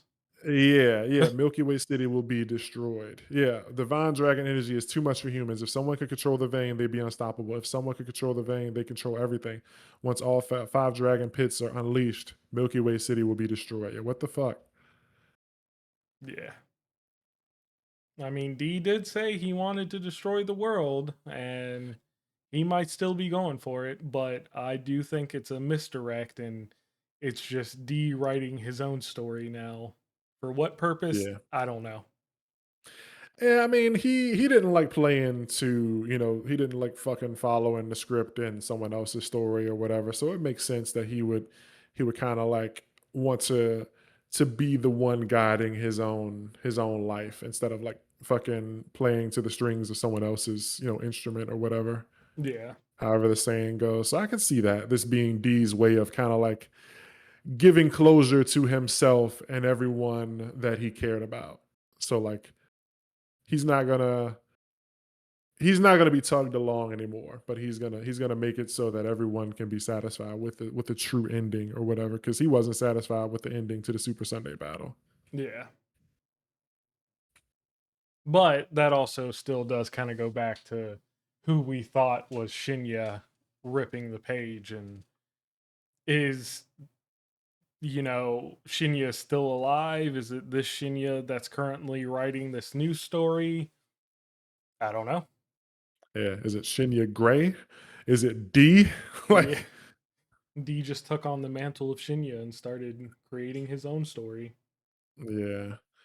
Yeah, we still got to know what the leg is. Like there's still mystery, man. Like he didn't answer everything before we got more mystery, so it's like I'm still curious, bro. This fucking fortress came back. Like we never found out what the. I mean, he said the crystal was their core, but like, is there more to that? Yeah. Just let us see D. We haven't seen him since the time skip besides the fake out. I need to Yeah, see my boy. yeah. We need that boy down here. Hmm. Yeah, Uh, Dragon Veins, man. This is an interesting chapter for sure. It really was. I can't wait for the next one. And then, unfortunately, we'll have to wait for a break, but hopefully, there's some big stuff next chapter. Yep. 213 is apparently being worked on now, and there's no chapter coming up for. We're recording this on the 19th, so there's normally supposed to be a chapter coming out like 3 days from now, and there's not going to be one because Ranger is on break apparently. So, yeah, big sad. So Yep. we should have a new Ranger chapter in a couple days, and then after that, it's going to be at least a week before we see another Ranger chapter. But at least so far, everything's been super fun and interesting, man. We just gotta get D, man. Yeah, we need more answers. We got too many setup questions right now.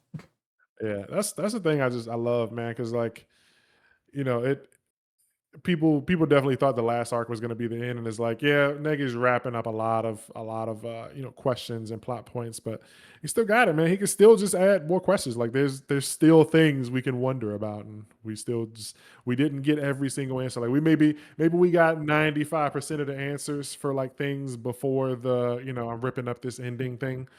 And now we just have more questions. So like now it's back down to like we know 80% of the story or whatever. And shoot, So we could get like 100 more chapters and then another page tear just to keep the story going. yeah, he really could do that. I don't see it happening too many more times, but like I think we're solid on this series being like at least 240 or 250 chapters. I'm hoping we can make it to 250. We're at 212 now. I'm hoping Negi gives us at least 2026, and Yeah. I'd be cool with it ending at the end of 26 or right in 27. Yeah, I think we'll definitely make 250. There's just so much setup here to go with. Yeah, yeah. We haven't seen D. It's like yeah, it's like they could do a whole lot like without even introducing D again. It just I feel like a lot of characters are gonna kind of like slowly start coming back into the fold. Like Hisui is getting involved again, and then we got the Neo Rangers, and we gotta know what Sosei is doing, what fucking Patrolla is doing, and fucking maybe Izome gets involved or something. Like people are seeing these pillars. What are the Kuroko doing? What happened to the student council chick? Why is she not in her bed? Like there's a lot of questions. Yeah. Yeah, but I think that's gonna do it, man. You got anything else for this one? Nah, that's it for me. Let's go do it, baby. That was Ranger Reject, Big Chapter 212, The Dragon That Devours the Milky Way. Now jumping into Ichi the Witch, 79th Hunt. How are you doing? This was a great chapter. How'd you feel about this one, Traffy? Oh man, I love the dynamic of this chapter. But first, I do want to start off with once again, I do think that this chapter reinforced the idea that they brought Minakata here to recruit Ichi, like to have better chances. The first part is in the like big dick competition between him and Descaris. He's like, I wanted to thank you for taking care of Ichi, which means he knew Ichi was there and being well taken care of and trained and whatnot. And then the shady face on what's his face when he's like, whatever the case, this is a lovely coincidence to think someone Ichi owes such a big debt to would belong to our humble organization. Like just the shady face there, it feels like they absolutely brought him in on purpose. Wait, where is that the coincidence page? I don't have page numbers, so I couldn't really tell you. Unfortunately, who is saying that? Is that Minakata saying that? No, the main dude from the Magic Keepers, I don't remember his name. Chun, I think. Yeah. Chun. Where is the? Oh, whatever the case, this is a lovely coincidence to think someone Yeah. each. Yeah, yeah. My. And then like out of everyone of the Magic Keepers that Ichi has talked to, he's given them all a positive reaction. Whereas when Chun's talking to him, he's like super serious. You mean Ichi? Yeah. Yeah. Yeah, When Chun is talking to him, he's like yeah, Ichi. yeah. Yeah, this is a super interesting chapter, and like you said, the fucking pissing contest between Minakata and Discaris is fun. I mean, Yeah. Discaris being like, ugh, like this nigga think how dare you call yourself his mentor? Like I've been looking out for him, but shit, what a coincidence! You were his mentor back in the past. His like this is so fun. I can't wait to see this anime. It's gonna be hilarious. Oh yeah, just a bunch of passive aggressiveness. And I wasn't expecting Minakata to like shoot back at her either. Cause he's like, you Yeah, came after me, which makes you his number two mentor. I'm his number yeah. one mentor. And then like chin up, he's just proud of himself. Yeah, yeah. Yeah, look at my boy, man. He's come so far. Look at, I put him on this path. He's here because of what I taught him. Disguise is like, you motherfucker. And, Yeah. and Ichi's like, they're chatting. That's great. He knows what bloodlust is, but he doesn't know what societal norms are and how people Yeah. talk to each other. Yeah. So and then we get Chun is like, have you seen this woman? And what do you think, man? Because people on Twitter, I've seen multiple tweets where people say that they think this is gonna be Ichi's sister. How do you feel about that, man? Um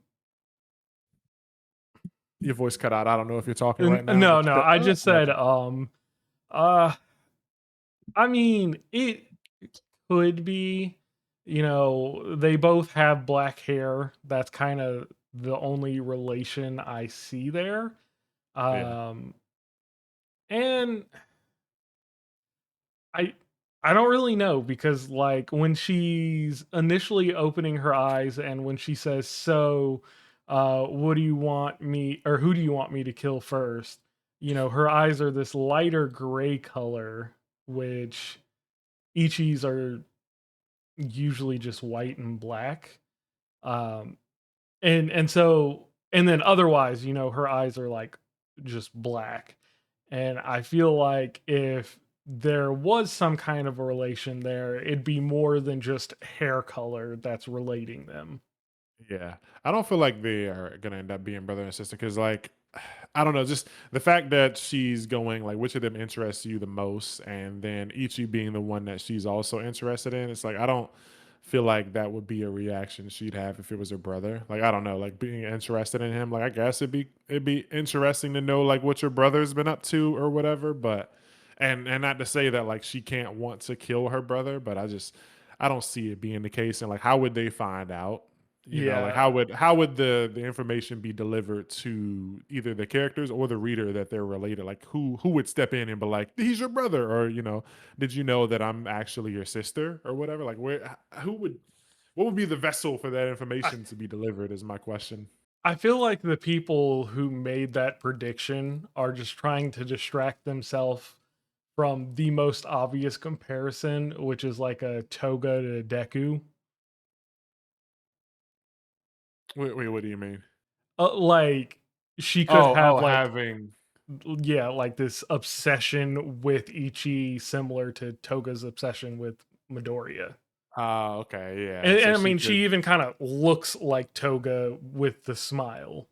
Yeah, yeah, she's got some similarities. There could be, I mean, there's clearly some shit wrong with her up in her head. I mean, besides the Tearing fact a that butterfly apart. and Chun says she won't fucking hesitate to decapitate people, slice your head off, and then like the world hater is cool with like being in her presence without murdering her. Like, she's clearly bad news if the world hater is willing to sit. So, I mean, it could just be that like the world hater is like he ain't got shit else to do and he's just annoyed by her presence. But I like, mean, like, not even just that, but she's sitting in front of the world hater magic, basically talking shit to him. Like, I mean, you lost not one, but two of the 7 stars at the same time. And the five yeah, stars just doesn't have the same ring, doesn't it? Or does it? So it's like she's like taking jabs at him. So she's yeah. got to have like a respectable amount of power. Yeah, she can't just be some person. Like, she's definitely strong. This is probably like you're not reading Make the Exorcist Fall in Love, are you? No, no, I'm not. Okay. Just It's I on was gonna my say. to be read list. Gotcha, gotcha. But yeah, it's just this is definitely something that we've been kind of like wanting. I don't know if I'd say we need it, but like it's been a thought that's been, in the back of at least my mind for a while. Like, yeah, fighting magics is cool, but like there's a lot of world to explore in this story, and like we could definitely see some conflicts with other humans, and like we definitely started getting that impression strongly with last chapter, introducing the Magic Keeper. It's like, oh, okay, so like we're gonna have some conflict with some dudes, but then it's like, okay, no, we actually got really fucked up witches out there who were not just committing crimes, but like committing fucking heinous crimes, like ripping people's heads off and just going about their day. Like, um, man, what was it? I just watched a show. Was it oh, Dexter? You watched Dexter? I watched it a long time ago. Okay. Yeah, there's a new season. My wife loves Dexter, but there's a new season and Dexter got involved with like a so the premise. Dexter finds criminals and kills them or whatever because they're Yeah. like worse. Yeah. And so Dexter got she reminds me of a character that Dexter found like an organization of killers who like came together and held like fucking meetings and stuff like that, and it was like Killers Anonymous type deal. But one of them was a woman, and her name was like Lady Vengeance, and she would go after. She kind of had a code, like Dexter has a code, and she kind of had a code that he kind of fucked with, and he was like, maybe she doesn't deserve to die or whatever, because she was seemingly only going after men who abused women, but then he like caught her, like luring in innocent guys and then like decapitating them and stuff like that. So it's like kind of getting similar vibes because like decapitation is just wild. And like she's a pretty You know, girl, so I can see her like tricking guys or whatever. you know, I just had a thought that kind of reinforces the toga comparison. Okay. Um, so Ichi senses bloodlust. Um, and if this girl isn't acting out of bloodlust, but instead her weird idea of love, it might not be something that he can detect. Ooh, I like So that. Yeah, she becomes like a natural foil for him. like she's basically invisible. Like it's like you cover up, you put it's like putting a different scented, like you tie a sock to a dog's face and it just throws his senses off. Like she could be right in his face and like full of, maybe she doesn't have killing intent, but like even if she did, he just can't sense it or whatever. Because Yeah. of her It's like personality. It's yeah, not like yeah, like you said, love or whatever, or interest, so fascination or something. Yeah, that's cool. I like that idea. it could be a very interesting reoccurring villain. Like uh, the last thing Ichi the Witch needs right now is another like main villain to just go down. Like Yeah. main helper of the world hater magic, because if you have a third one in a row go down, it's just going to make it feel like he's not that big of a threat. Yeah, yeah. You can't have all the world haters like dudes just get shit on. It's like, okay, this is I mean it ends up just feeling lame. This is like, okay, all of the bad guys are gonna get beaten in the arc that they're introducing. Like that's never a good feeling. Like it makes sense for the first, couple of bad guys, but like after a while, it's like, okay, we need some people who I feel like are threatening and who like either get introduced like we hear about their threatening like presence or ability like before they're introduced, and we see like what their actions kind of the kind of ripples that their actions set in place like before we meet them and then beat them, or like we meet them we find out how bad, excuse me, how bad they are, we either lose or they get away and then we deal with them again. um but yeah, I'm definitely looking forward to seeing what she's about. And before I forget, the new volume cover is out and Jiki Shirone is on it and it looks fucking cool as fuck. Yeah, I saw it. um It was so good. Yeah, and so wait, now you're reading Iruma. How far? Like, how many chapters are you in Iruma? Uh, I I haven't touched it this weekend just because the weekends are busy and it's easier to just sit down at work and read. Um, but Have you? I am where are you at? Oh my god, there's so many chapters. I'm on chapter 56 now. Okay, so you've seen the Walter Park arc in Curia. Yeah. Okay, yeah, I was just asking because in one of in the group chat that we're in, one of the group chats we're in, Axel Ablaze said, "Hello, Clara Curio fusion." He was calling this character a fusion between Clara and Curio from the Walter Park incident, and he was one of the classmates or whatever. Because he's kind of like obsessed, but kind of like I guess I don't know. I guess it's there. Shout out to Axel for saying things, but Yeah. yeah, I like this character. And the thing I was looking up before we started recording, remember last week, I was pointing out, commenting on these guys' weapons and stuff. And I was talking about Minakata has this like big fucking bazooka on his back, but the other guy, Zierro, I think his name is, where is it? Yeah, Zierro, he's got like some round item on his back, and his name, Zierro Magic Keeper Chakram. And Chakram is a type of weapon. It's like a Yep. rounded, yeah, it's the thing on his back. So it made me think, what if he is a tool himself? Like maybe he's a person, but what if did you read Akame Got Killed? No. In Akame Got Killed, each character kind of like Jinkies. Each character had like I think I forget what it's called. It was like a divine object or whatever. They all had like a weapon.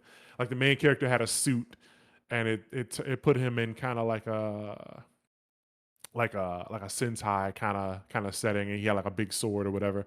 But for most people it was like a weapon, like chains or strings or giant scissors or something like that. But one character, her she had a tool that was a guy, and I think it was Susano or whatever. So her tool was an actual like living being who like fought and did things. He had his own personality and spoke or whatever. And so like when I see Magic Keeper Chakram, like maybe he just uses chakrams to fight, but maybe he is like a living chakram. Like maybe their science has kind of advanced enough to like to the point where they like created a humanoid like weapon, and that's what he is.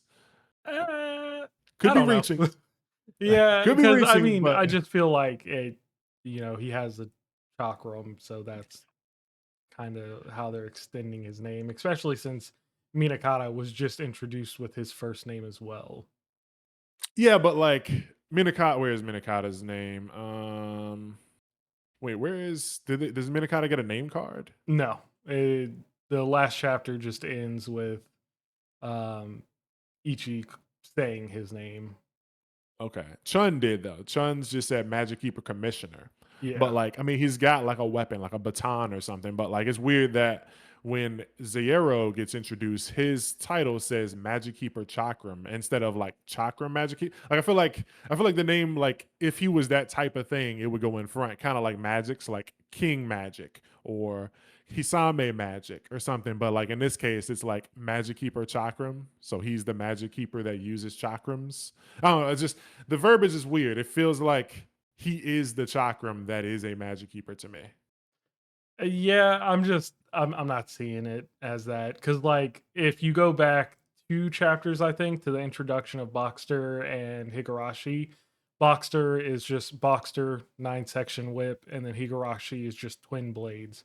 So it's like their title is their weapon. But why doesn't it say Magic Keeper for them though? Yeah, it's so weird. Yeah, I don't know. Yeah, like they say they're Magic Keepers, but their cards don't say like Magic Keeper Nine Tailed Whip or Twin Swords. Like their things just say that, but like his says it, and it feels like it's describing him to me instead of just saying like he uses that. But I don't know. Let me know what y'all think in the comments. I could be shitting, but let me know if you think I'm spitting because for people who did read a comic got killed, I feel like you would see you can see where I'm coming from if you think of like Nagenda's fucking I forget what they're called in that. Like Tengu, I think, are the name of the weapons.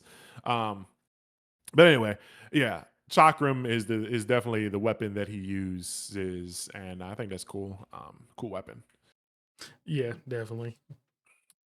But yeah, so let's see, just flipping back through Discaris and Minikata, they, going back and forth. So I guess this is like, even if they can't agree, like clearly the goal is to like recruit Ichi, but like even if they can't, like I feel like Ichi's gonna jump at like wanting to help, not only his mentor, but like with stopping this evil witch. Cause it's like all Yeah. the witches that I met so far are cool. Like witches shouldn't be doing, decapitating people plus death for death. Like if they say someone's going around straight murdering and they're the police and Ichi like has this code of like taking down people who emit bloodlust, like maybe he'll want to see her for himself and see like if she gives off that bloodlust, and maybe he could defend her like, hey, you guys said one thing, but like I'm not feeling any bloodlust from her, so maybe like you got the wrong guy or something. Yeah, I mean, like on the surface, I want to assume that this will turn into like the next arc being a joint mission between the Yeah. Magic Keepers and Ichi squad because like it just feels like it would be too short of a time if, Yeah, Minakata got it. just disappears the next chapter or the chapter after next. Yeah, But I for sure. also don't see Ichi leaving with just them to go hunt this Yeah. witch. Yeah, since like part of me wants to say like I don't see Ichi going without Discaris because of the blood contract. Like their lives are joined. So if Ichi Yeah. dies, it'll kill Discaris too. So it's like it's too dangerous to have them separate. But at the same time, it's like I don't know if I see Discaris going. I mean, it could. Like Discaris and Minakata could be bumping heads the whole time during like a mission. So it could be Ichi, Discaris, and like Minakata and Zero, and maybe Chun doesn't get involved, but like just those two, or not even them. Like maybe it's like Ichi, Discaris, or maybe Ichi and Gokuraku, and then Minakata, Zero, and then Boxster and another dude. So like they can still have a team of five. It just leaves Kamugi and Discaris out, or Kamugi and Gokuraku out, and take Boxster and Higurashi, and then they have like a joint thing. I can definitely see it being all guys like Ichi, Gokuraku, Boxster, Higurashi, and then like one or two of the other big dogs. But just because of the blood contract, I just have trouble seeing Ichi like going on dangerous missions without Discaris. Yeah, I could see it being like a full scale kind of hunt. Like, hey, we saw that there's this very dangerous magic in this area, and there's possible sightings of, this witch. So we're going to deploy Discaris' squad. So Discaris, Ichi, Kamugi, and Gokuraku. And then to match that, they send Minakata, Boxster, uh, Nine. Was that his name? Boxer and Higurashi. Oh, I don't know where I got 9 from. Boxster, Higurashi, and Zayero. That way it's 4 and 4, and then there can be some separations going on within both of those fights. Yeah. Yeah, man, I'm fucking hyped. The thought, like the potential for this next arc is huge. Like we could be jumping into like a large, 50 chapter arc here It with would like have to be, especially if you had this many characters involved. yeah, because you want to give everybody, spotlight and shit like that. We got to get good moments from all these characters, and like I could see somebody dying. Like he's talking about this character. This chick doesn't hesitate to slice your head off. It's like this, not I don't. I always gotta preface it by saying like I'm not horny for death. I don't think every story needs to have characters get murdered. Fucking whatever. Like I'm not bloodthirsty, but like I don't think it's a great idea to introduce, either characters or like plots where like you say you have a character go like people can die every day, so don't make no friends, and then like you don't ever kill anyone, or like go, this character won't hesitate to rip your head off and then just have her never, Rip someone's head off. display. Yeah, like have her never show that, and it's just like we know that she's a vicious criminal because someone told us 10 chapters before we meet her, and then she gets boxed up and put in a, she gets packed up. Minakato gets decapitated. I could see it, man. Hmm. I could see it. I could see He is Minakata. the only one I could see reasonably dying and it having like a big impact, because I don't see Gokuraku, Discaris, or Kamugi dying, Yeah. and Higurashi or Boxster or Zayrum Zero. Zayero. God, I'm so bad with names. Their death wouldn't have like as huge of an impact on the main cast, so that would just leave Minakata. Yeah. And I can see it being a thing where either Minakata kind of sacrifices himself, or like um maybe something happens, like Ichi accidentally like steps on something or whatever. He moves a certain way and it causes like Minakata to get caught up in like a trap or something that he can't free himself from. Something like that. I just want it. That seems kind of out of character for Ichi, though. I feel like he I would don't avoid a trap. Yeah, but I don't know. Just I want to see like besides it just being a situation where like Ichi is sad that his mentor died. Like I think if Ichi somewhat played a part in that, it could drive that home a little more. Like if Ichi wasn't in a specific place at a certain time, Minakata wouldn't die, and that could be something that Ichi kind of carries on, into the future or whatever. And he's just like, I got to be more careful. Yeah, I think it would be more fitting if it was like Minakata died trying to protect Ichi. I can see that too. Yeah, because I mean that still fits the like if I wasn't weak, or if I wasn't in the wrong place at the wrong time, like Minakata wouldn't have had to jump in and get his fucking chest stabbed open or Yeah, whatever. without like having Ichi the hunter stepping into a trap. Yeah. Not even necessarily like stepping into a trap, but maybe like an arrow was flying for Ichi and he goes like, "Oh shit, let me dodge," and like Minakata catches it in the throat instead. Yeah, I don't know. Yeah.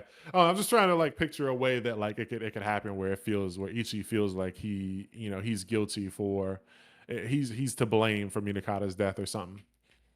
Does As far as I've read, it hasn't. But does Aruma have like death in it?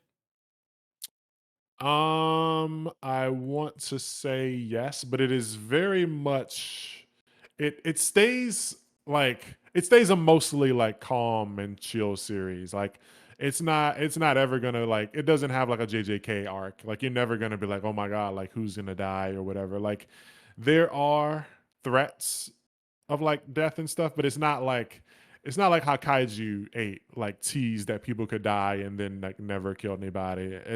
I don't know, it's super interesting. Like the world building and like the plot and like all the espionage stuff that's going on. Like there's a lot of like inner workings within like the demon world government and stuff like that that just makes the story really interesting. But there's never like, oh my god, I can't believe Choji died or anything like that. There's nothing like that. Okay. Yeah. But like They could obviously change up the mood in this story, so I can't say that that's like a reliable comparison. Yeah, for sure. Like some things, there's definitely been a lot of like things that kind of parallel to Aruma, but it's already kind of like going um in ways differently than Iruma has. Yeah. Iruma mostly is like a happier series, and like not to say this isn't, but like I feel like this is already darker than Iruma is. Yeah, no, definitely. Because like, I tweeted the other day, I was like, yeah, Aruma is such a feel-good series, like, even when it has, like, its more serious and darker moments, it immediately follows that up with Iruma just being this ray of sunshine on the story that Yeah, never lets off, whereas, Ichi is a much more serious protagonist. yeah, yeah. Like Ichi, I mean, Iruma is. Uh, Iruma is basically like the One Piece of its magazine, but like even people die. People, I don't like you know how One Piece is with death. It's kind of the same. Like Iruma isn't just gonna have people dying. Not to say that One Piece does, but like Oda doesn't like death or whatever. So Yeah. I think the same goes for the Iruma story. But like I don't think it's off the table. Like if it makes sense for a character to die, then yeah. But I just don't think there's been many opportunities. I don't think there's ever been a case where I was like, "Oh man, like someone should have died there." Like, that's never happened with the rumor for me. But I don't think it's off the table. I think it's very possible for death to happen, and there may be some cases where I'm just not remembering. But yeah, I also just don't want to spoil because Rumor is just a really good series, and I don't want to Yeah. like. I don't want anyone listening to me saying this go like, ah, nobody dies in a rumor. I guess I'm not gonna read it because it is an amazing series. It's one of my favorites. It's definitely like in my top 10 or whatever for just ongoing manga. But yeah, Ichi, I feel like people are definitely gonna die. I feel like we're probably gonna get like one or two deaths, but by the time this story ends, not to say it's gonna be like a crazy major character. Like it could be, we could get like a Nanami, but I feel like we'll probably get like more realistically, like they'll go and there'll be a mission and they'll be trying to like protect someone who gets killed or something, or maybe like Minakata dies in this upcoming arc or something. I mean, But to be fair, we've technically already had a death in this series with Chrono. So I yeah, definitely don't think it's off the table. yeah, yeah, for sure. Yeah. And yeah, I don't think Osama Nishi is like married to keeping every character alive in either of the series, but Iruma is a much more feel good school setting.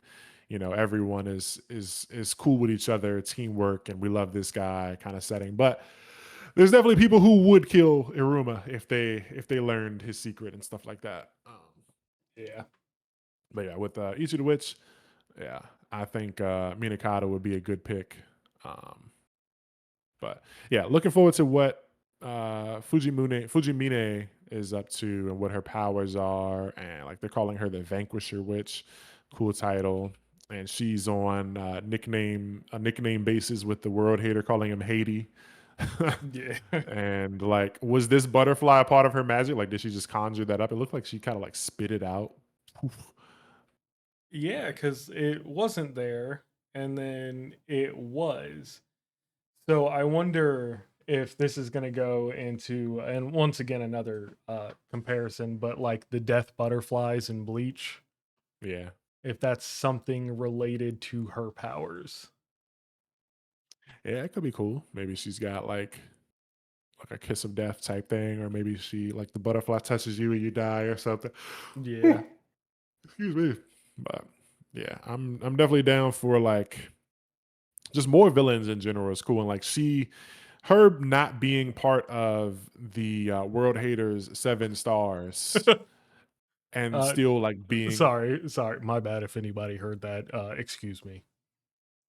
was that a burp or something? I thought you were No, laughing. no, I ripped ass and I saw the little green meter in OBS go up on my mic. This nigga a real stinker, y'all. What the fuck? But yeah, I just we need more like villains with impact who last and stick around or whatever. So it's cool that she's not a member of his kind of his underlings, his Muzan's demons faction or whatever. But she's still somebody who is here to wreak havoc or whatever. So Yeah, interested in what she does and if she comes, brings magics with her to fight or whatever, or if she's just a one man show. She's just is just tight like that. I mean, so even with like going back to Aruma, I don't know if this character ever came back. I don't want to know. But there was like the setup of Amy being a much bigger character, and this expectation that Amy will return to the character or to the story, but as like a better person. But the entire personality of Amy enjoying people's despair makes it feel like that change will never happen. Yeah. That's the character that I was talking about earlier, where I said Axel was saying that this character Oh. reminds him of, yeah, Kirio is Amy. Okay. That's his Yeah, like first I name. didn't remember their first name. Okay, yeah, yeah. Axel was saying that this character reminded him of Amy, Kirio, and like Clara together Yeah, or yeah. whatever, because of the like obsession type angle, and then like the whole, fucking seeming to take enjoyment out of murder, and she's like, who should I kill next? And Okay. she's like, got fucking. Now that comparison, it makes much more sense to me because at first I was kind of like, huh. Yeah, it's the guy from Walter Park, man. Look, I don't know the name of the arcs. Yeah, yeah. The fucking dude, man, with the glasses, you know. But yeah, this is a good chapter. And oh yeah, I don't know if we knew, I feel like we did, but I don't know if we knew the for sure the prophecy magic's like true name. They're in Jikishirone's body, but like Mirsam is the magic's name. I feel like She we've seen says, that before. yeah, and Madoka. So like, yeah, man, there's targets. Like, who are you more? Your right now, your biggest problems are Mirsan the prophecy magic, Madoka the magic human hybrid. Like they're already considering the baby a problem for the world hater, and Oh Ichi. yeah. Yeah, this is He hates humans and he's racist. He's racist. yeah, He doesn't want to see no half breeds. yeah. Get that mud out of here. Hmm. Yeah, this is a really good chapter, man. I can't wait for the next one. Yeah, same. Hmm. Oh, you got anything else for this one? Nah, that's it for me. Just waiting on the next big arc. That's gonna do it. Yeah, I hope we're jumping into that next arc within the next 2 minutes, two chapters, 2 or 3 chapters. We get into something chunky, man. I'm hoping we get like a big 30 to 50 baller, man. That'd Yeah. be dope. That'd be Yeah. money. And we take a group. We get that joint mission 4 on 4, and we head into the fucking wherever the fuck this The bitch has been forest hiding or of death. whatever. But yeah, Forest of Death, Butterfly Sanctuary or something. Yeah, this is gonna be cool. So that was Ichi the Witch, 79th Hunt. How you doing? Now jumping into Kinato's Magic, Chapter 12, Dark Clouds. And I don't know, this chapter felt like it went by really fast. Like it was a good chapter, and it did basically Everything we everything. asked of it. Yeah, yeah, exactly. It did like everything we said like we wanted, and it ended. So it was like, this is a cool chapter. It's not bad, and I don't think it was rushed or anything. It just we didn't want him to just like kill dude and have that be the thing, like him Deku out and fucking save the day and dude just be fucking through it. But like, no, guy got back up and was like, fuck yeah, like let's keep fucking doing this shit, bro. Like I guess he got blood. Like the fucking dude, I guess his name is Noise. Yeah. Cool ass name His though. like yeah, that's a cool name. His like skull thing is like bleeding. So I guess like when he fucking clotheslined him or whatever, maybe he like spit out blood and it got on his like skull mask or something. But like, dude is like, yo, let's keep fucking begging fists, bro. Like, let's keep doing this shit. Like, clearly, kid, it's okay. So fucking super fire that Gian pulled up. And I feel like this is the stuff that we needed right here. Yeah, yeah. I loved this chapter mainly because of Gian's arrival, but the whole intro to the chapter, like it when he initially used his magic on himself, it felt like it was too soon. But now that we've got more writing into it, it's like this really was like a last chance thing he had to try, because none of them are able to touch him. And that is something we discussed. He kind of jumped off the gun doing this. And while that is still relatively true, even though he boosted himself, it was nowhere near enough to take this guy down. And so it's an early introduction to this way that he can be a better fighter. so that we can get that slow buildup of him properly learning how to use it and becoming like an actual threat. Yeah. It lets us know that like this dude is somebody that Kinato kind of sees as a goalpost for like how strong he has to become. Like he knows he wants to be a good rival for like Zio, and he knows that he's gonna obviously want to get stronger to just be a better like adventurer or whatever. But like he hit this dude with his strongest attack currently, and it did not do anything. Dude got back up and was like, let's keep fucking fighting. So it's like he knows that this guy is going to be hurting more people in this time, like between now and the next time they see each other, more people are going to be hurt. And he's got to stop them. So like Kinato is definitely going to have a goal. He's going to be doing push-ups after this for sure. Yeah, and another thing that I wanted to point out is not only are they setting up like this reoccurring villain for Kinato to fight, um, which personally I see a similarity to like Kenpachi and Ichigo for at least at the beginning of the series with them, one of them just being so much stronger and just so excited for a fight. And that's what that kind of reminded me of. But the other thing that kind of sets him up as a reoccurring villain is Jian shows up right as he's starting to unwrap his weapons, and then we Yeah. never get to see them in use or what they look like. And so it adds like this additional mystery to, okay, so this guy's really tough, just not even using his. It's probably his magic. Um, so he's got a high physical durability, but his magic's probably got some crazy power too that we just have to wait and see. Yeah. Like maybe it's like fucking mummies or something, or bodies, or maybe it's cannons. Like we have no Puppets. clue. Yeah, like he could have puppets. It could be fucking sarcophaguses. It could be anything, man. So yeah, I thought of him as similar to like Muscular when Deku fought Muscular or whatever. Like Deku Yeah. beat him, in the first encounter, but like he didn't like Muscular didn't die or whatever, and then he fought Muscular again and kind of shit on him. I don't think Kinato is gonna shit on Noise for round two. I think it'll be a good fight, but like it'll be a better fight, and they'll have a longer, multi-chapter, maybe 2 or 3 chapter fight, like in but that won't happen for like another, like 60 chapters, assuming Kinato survives that long. I hope it does. Really hope it does. Yeah, Because same. I really feel like this story has like what it takes to stick around. And it's just something fresh, man. Like we need this in Jump, in my opinion. Um, but yeah, this chapter was great, and we got our. I feel like, man, like it's just crazy. If this series does get access, it's going to be one of the ones where it just blows me away, because I feel like we've gotten everything we really need. We got our hero moments. We got cool side characters. Every character is fun. We got our first like arc done, and it was cool. We got our mentor character pulled up and showed some cool, a cool display of power, like Gojo pulling up and kind of shitting on, like Jogo or whatever. And Yeah. yeah, and then like the other clan guild head dude pulled up, and he's got a cool looking power too. It's like we've been seeing a lot of cool stuff. I don't think that this story should be axed. It's Yeah. just I a do lot of cool want to stuff. I do want to talk about the leaders real quick because The leaders, Jian's power looks really cool. yeah, Because like it's like, hey, he's shooting spikes, but the spikes aren't his power, it's these clouds. And so it's like, how else can he utilize these for combat other than just creating like spirals to stab people?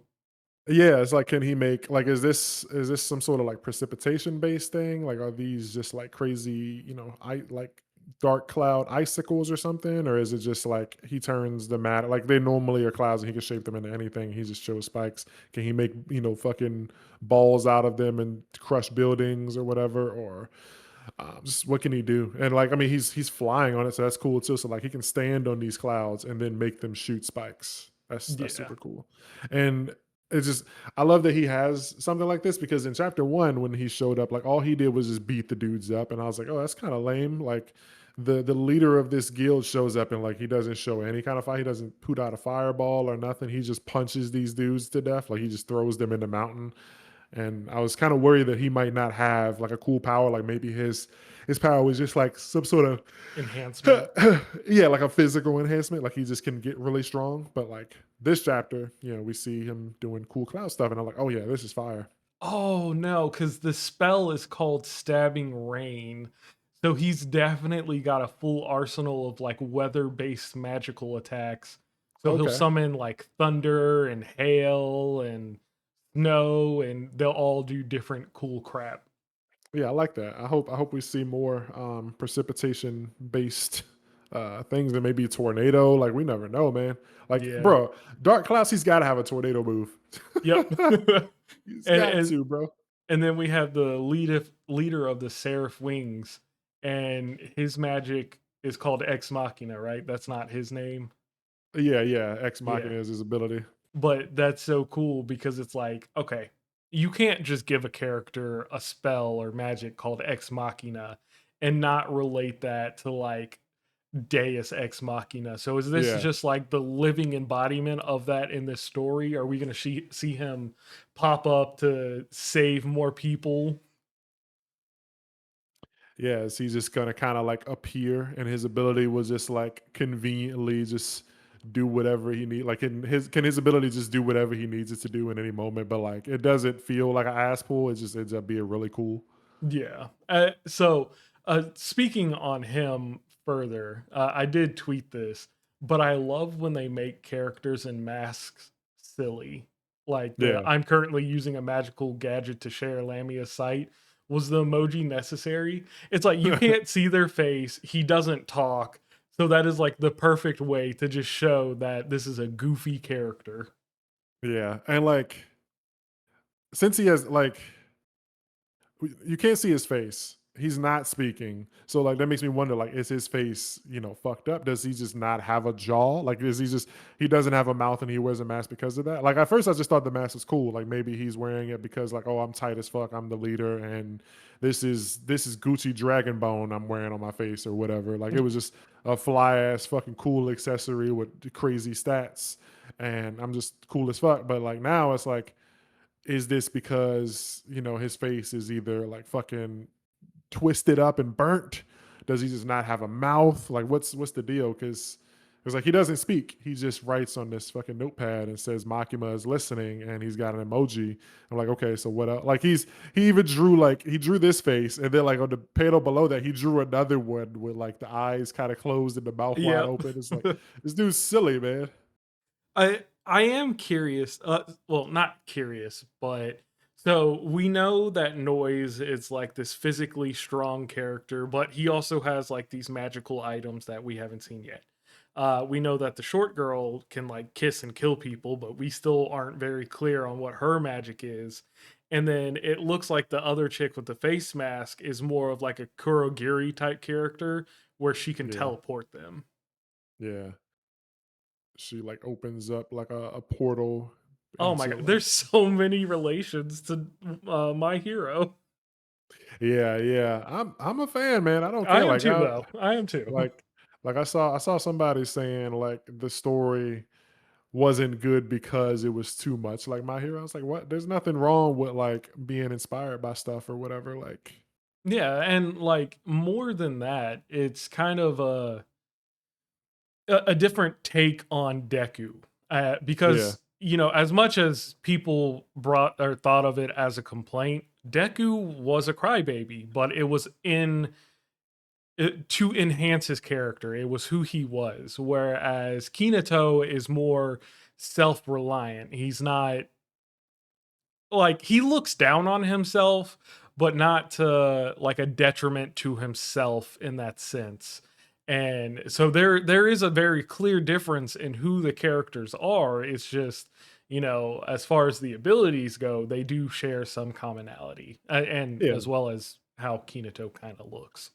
Yeah, and I think it also just works like as long as Kineto doesn't just become like a boxer. Like if he occasionally like throws hands, but he also still relies on like his medicine ball and throwing like a scalpel or whatever, and just figuring out other ways. Like I really hope he figures out like a way to like use like a nullifying punch or something that just shuts people's chakra off. That would do a lot for me. Like I would love it if he controls like the flow of magic in the air.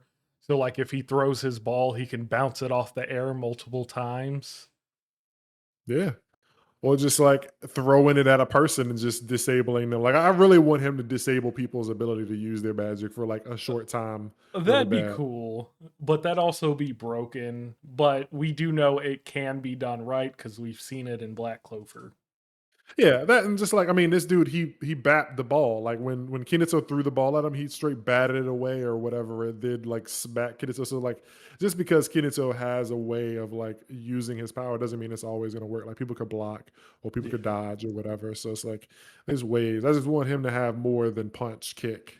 yeah, I don't want him to rely on that because like clearly his body can't handle it. And like we're not I don't see us like going from this arc to seeing like one chapter Kineto doing push-ups and then the next arc starts and Kineto's like, all right, I'm ready to punch and kick now. Like I feel like it's gonna take a while before he's able to do what he was trying to do here. uh, oh yeah, absolutely. But it's I don't know. I don't see it being like a physical training thing, but I think Gian might have seen what was going on with his power and will advise him to start using it more, but in like a lower amount, just to get familiar with it Yeah. so he knows how much to use with his body. Yeah, because like I imagine that this is probably like the next day. You know, like he's been a member of this guild for like 2 days. So Yeah. he got kidnapped and helped Gian with the dragon like 2 days ago, and then the next day he went on that mission with Kaminagi and fought the slimes, and then the next day he's on this mission. So it's like he's been here for like 2 days. Nobody has like seen his powers and was like, oh yeah, you should really do this. So it's like now I could see Gian going like, okay, so like you're not going on any missions for the next 2 weeks, and in that time I want you to every day use your magic on yourself and try to like handle it for 30 minutes. Just walk around the guild or whatever, walk around town while enhancing your own strength and see how it feels until you're used to it. And then like he does some little shit, maybe he saves a kitten out of a tree, but like when he goes to jump, he like jumps 3,000 feet in the air or whatever, and it's like, okay, clearly I'm not ready for that yet or whatever, until he Yeah. does get himself used to using that level of power or whatever. Well, I'd hope he wouldn't jump 300 feet in the air because then he'd splat. Yeah, yeah. Maybe someone catches him or something. Someone sees and goes like, "Hey, there's a kid up there." And the G and sees and swoops up and like, "Hey, dumbass, stop! Don't jump that high or whatever," because he's got clouds and shit. But yeah, I thought this was a really good chapter. It really, and not to say I had complaints or whatever, but I guess concerns we had Yeah. last chapter. I think this addresses all the concerns that we had, and I feel like it's just doing all the things, man. Like I feel like all the things that successful like shonen be needing be like, you gotta have, fun characters. You gotta have the baddies. You gotta have some bad guys. You gotta have the hero moment. You gotta have like, I guess like having the badass mentor moment isn't like necessary, but like it helps. You got villains who are repeatable, and then we know that like as of last chapter or chapter before that, that there's an ongoing you know mystery for like missing people going on when they had. Excuse me, I got hiccups. When that council meeting was had, they were talking about like we got to investigate what's happening to these people that are being abducted or whatever. So it's like we'll probably go straight into that after like a chapter or two of like wind down and training or whatever. But I think with the way that the story has been kind of like in the table of contents, like a lot of people have been saying it's going to get axed because it's been like at the bottom of the table of contents. So I feel like we'll No. probably I feel like we'll probably get like a fast kind of training. Like the next two chapters might be downtime, but it'll be packed with information and fun stuff or whatever. And we'll get like silhouettes of characters. These are the bad guys that we gotta deal with and stuff like that. But I don't know. I don't want it to rush, but I don't want it to get axed. So it's Yeah. like I need whatever it takes to keep it going because I feel Find like we that got something balance good that here. Otter couldn't. Yeah, yeah. I feel like we got something good, man, here. So I'd be sad Yeah. if it goes. Yeah, same. Yeah, especially if that poop jokes guy sticks around. Fuck that Hey, guy. hey, you Poop jokes watch in it. 2026 is crazy. Nah, But nah. Poop jokes are good. poop jokes, Go read Gintama. no. Yeah, Gintama's I, goaded. I I think it's crazy. I tweeted about it. Not only is like poop jokes in 2026 like wild to like go off of, like it could work, but like that new series that started today, like not only does it have poop jokes, but poop jokes is like integral to the plot. Like the whole the world, the portal to the demon realm is in the toilet, bruh. Look, so that's just kind of how Gintama works. It has a lot of comedy, a lot of silly setups, but the payoffs are just so good. Like the story knows which way it wants to go. The writing is there to back that up. The fights are phenomenal, especially if you're watching the anime. So I have this faith in this new manga because of that. It's the same author. He knows what he's doing. He's gonna deliver. It's just Oh, you got to deal with the poop jokes and the fourth wall breaks.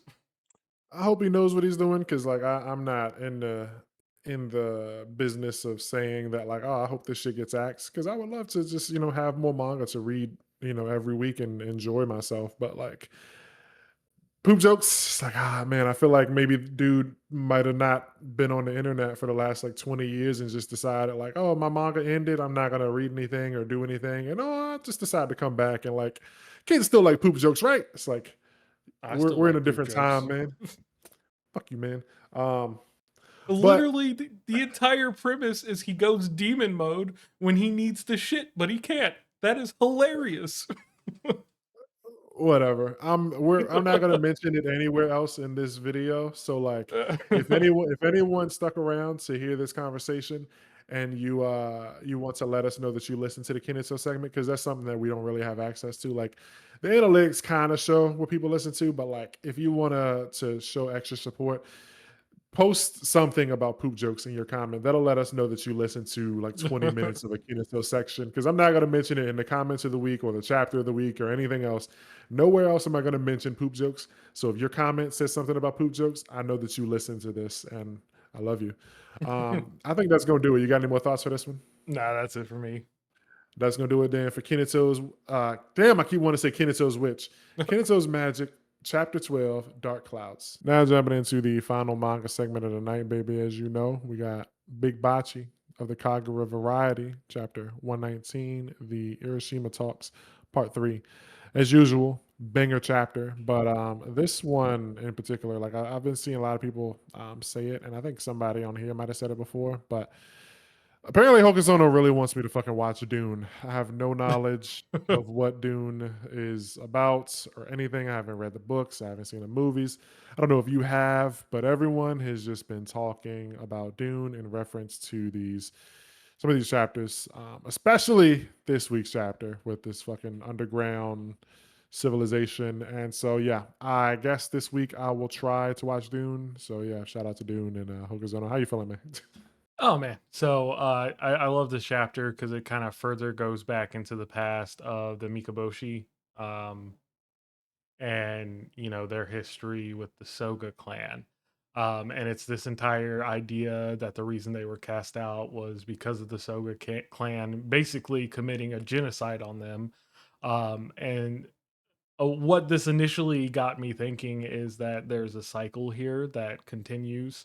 So there's the original Soga killing of their people, and then once again, Soga does it, and are we gonna get like a third time around? Are there still survivors? Is he trying to go back to finish off what's left of them? What are we leading into here if this is a cycle? Yeah, like, are you saying like, is there going to be a third kind of Mikaboshi, like villain who appears later on in the story, like the current timeline? Yeah, or even like a friendly, like they work with Chihiro.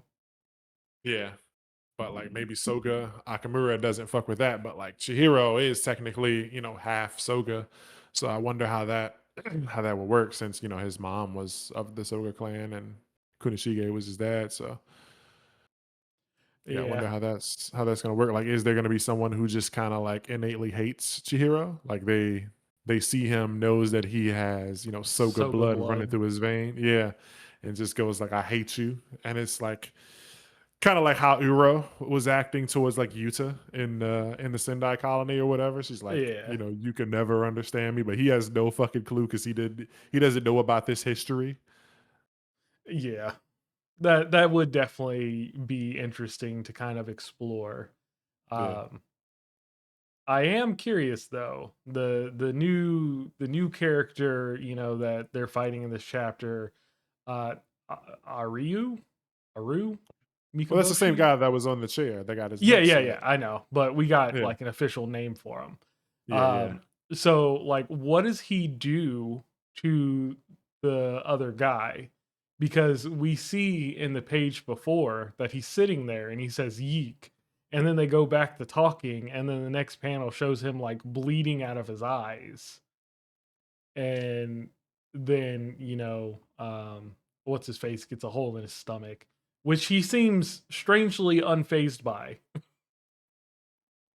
Yeah, I mean, people are kind of tough, and it's like the mission before everything type shit. It's like they're very can't let this threat make it back to Japan or whatever because they're on their like the Japanese forces came to this island, I believe Yeah. is yeah. So they're on enemy home turf basically, and so it's like we can't. He's probably just worried about like making sure that like none of these guys, if even if I die, it's like I'm not gonna let any of my people die or let any of this come back home to Japan or whatever. So he's probably like just super focused on that and probably just holding it together through just grit, fucking flexing like Fire Force, keeping them fucking abs together or whatever. But I think he just straight ripped the dude's eyes out on that previous like panel. Like as he once he gets himself back together, I think he probably yanks the dude's eyeballs out, maybe cuts his neck or something. I don't know. We don't really see what happens, but like this is a cool way of showing like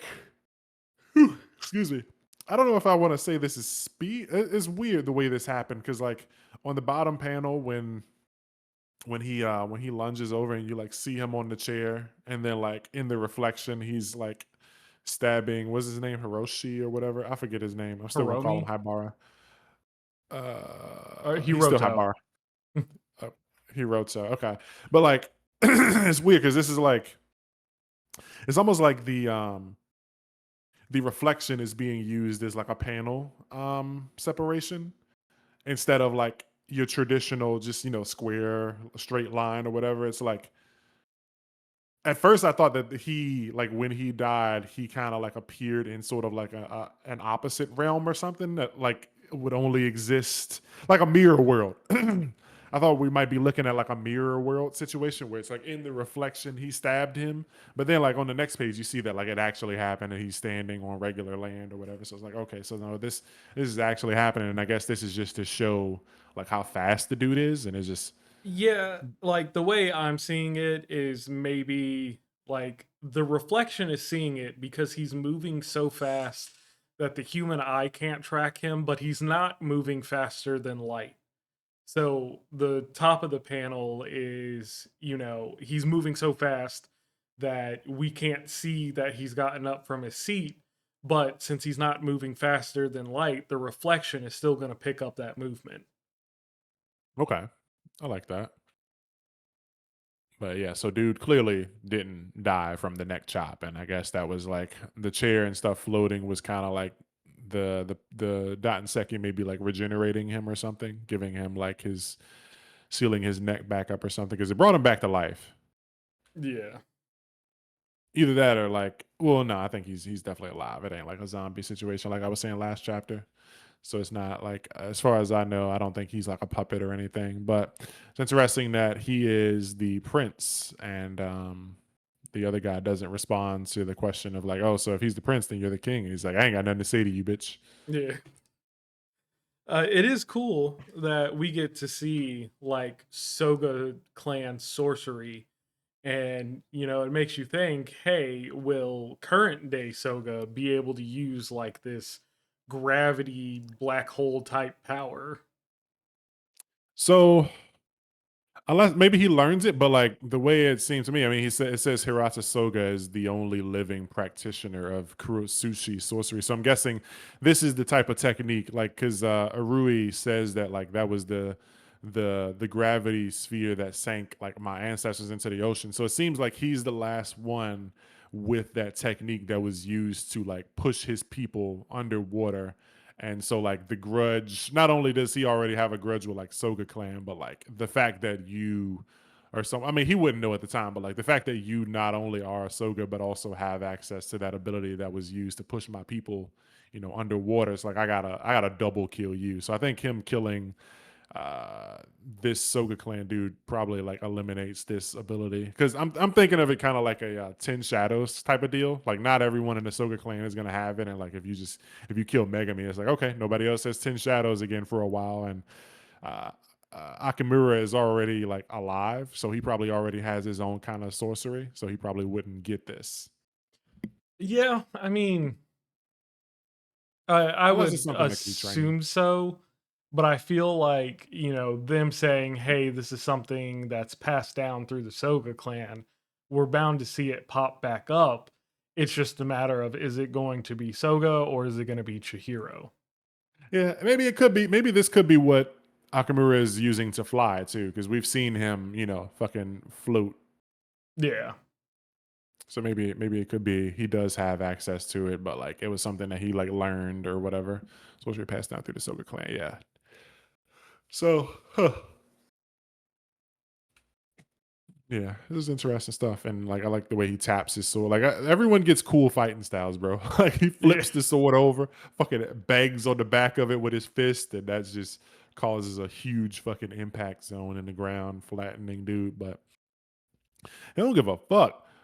He's just Arui Mikaboshi. He's cold blooded, man. This you look at this last page, like um when I saw it, I still think I'm right on this, but like when I saw this, I just assumed that he was like once he activates his ability, this Sumika, he's just kind of like emitting aura. But in one of my group chats, somebody was like, not a speck of clothing or skin or anything left. And that made me think that like they were saying that, oh, I guess I misinterpreted it and maybe he flattened dude, but I don't think he flattened dude still. I think the Soga clan guy is still like floating down, but like he is just like letting off this pressure. But it also looks like the dude could have just been flattened and like this is blood and like his aura around here. I think dude's still alive though. Yeah, the way that I kind of saw it was this was him releasing that aura because looking at the page before the last one, as he's using this gravity to like create a hold and push down on him, I don't think he's like slowly falling because even in the final panel, it doesn't look like he's touching the ground. So it looks like he's floating and he has enough strength to resist the gravity, and then Yeah. he unleashes like this malediction based power. Yeah.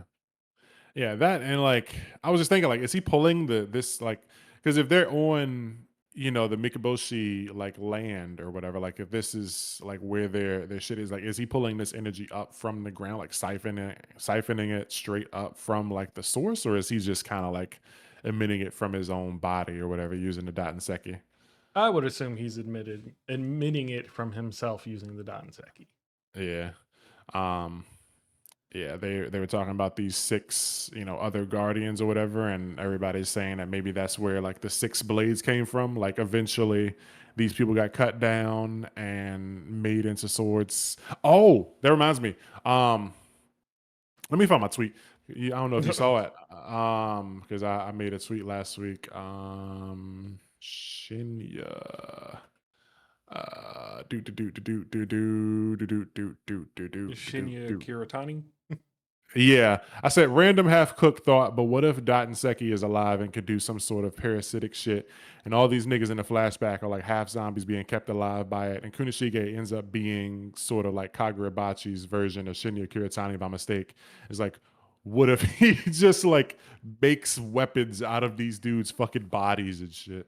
Oh, Like, oh, yeah, he, but That that could possibly work, but it does mean that most likely Soga's sword would be the last one made because they'd have to take out the the prince, and then he goes back and he's like, yeah, none of these people deserve to live, and then Yeah, wipes them off. yeah. I could see Soga being the last because like he's young too. Like I think right now like Soga's 18, and he just seemed like he was all he cared about was like rising up the ranks and becoming like top dog swordsman and fucking furthering his skill with the sword. But he doesn't know right now, as far as I know, that like this crazy threat exists. So maybe like Kunishige starts building these swords, and then I don't know. There's just so much things that have to happen because like the little guy within the what's it, not the Kaminabi, but the Kaminabi. The Kaminabi and the Hishaku. Yeah, the Yeah. Kaminabi, the little guy, I think his name is like Kazan. He said that like Rokuhira, Kunishige, and Sogo were tight. Like they were, obviously they're fucking brothers in law, but he made it seem like they were like thick as thieves. So it's like I feel like at some point we're gonna see their relationship really like come together, and maybe it'll be like, "Yo, Kunishige, man, you made all these cool ass swords for everybody else, but like, what about me, bro?" And then he finally makes someone, and it's like he takes that shit and goes over the line or something, and maybe Kunishige feels guilty about like how far he took it. Like we won the war, but he went back. Like we killed all their generals, but he went back over there and it was not necessary, and then he It, killed everyone. it's still got to have something to do with like Chihiro's mom. Like Yeah, for he sure. goes back because of that reason. Yeah, yeah. I think definitely like something happened. Like Chihiro's mom is like murdered by one of these guys, or maybe like cursed or something, and like he finds out after, like they won the war, and then he comes back home to find out his sister got like a disease from them or something, like Dattenseki poisoning, and then he's like, "Well, fuck this! I got to go back and wipe them all out," and then that's when shit really hits the fan. And then like even in the flashback, like we saw that all the other swordsmen, like all the other enchanted blade swordsmen, were kind of like against him. He was like sitting on, it seemed like they were like against him in that page where like he was sitting on the building, kind of fucking sprawled out, looking cool, and then they were like all surrounding him with their swords drawn. Yeah. So I feel like he, um, like they were cool with like fighting the war. I mean, nobody's cool with fighting the war, but like they knew their assignment, they did that, but he took it too far, and like society paints them as heroes, but like they all know that it went too far, and they had to like stop him and Yeah. had trouble doing that. So yeah, there's just so many fucking layers to this onion, man. This Kagurabachi fucking All onion. right, Shit's Trick. yeah, this shit's fucking delicious. But yeah, they're doing the fucking I don't know, I can't remember what this thing is called with the insect jar. There was a reference to that in JJK too, I think, with like the culling games or whatever, when you like put all the like fucking insects in the jar and make them like fight each other and figure out which is the strongest or whatever, and then you like crush them and drink them or something. I think I can't remember how the reference goes, but there's some like poison insect jar drinking the juice reference that's like referenced in some old Japanese like folklore or something that JJK had a reference to also. I don't remember. Somebody Requires correct more me. research. Yeah, yeah. I don't be doing that. I do gotta get on my researchy stuff because I just gotta bring more to the convos, but we be vibing. But yeah, dude's cool as fuck, man.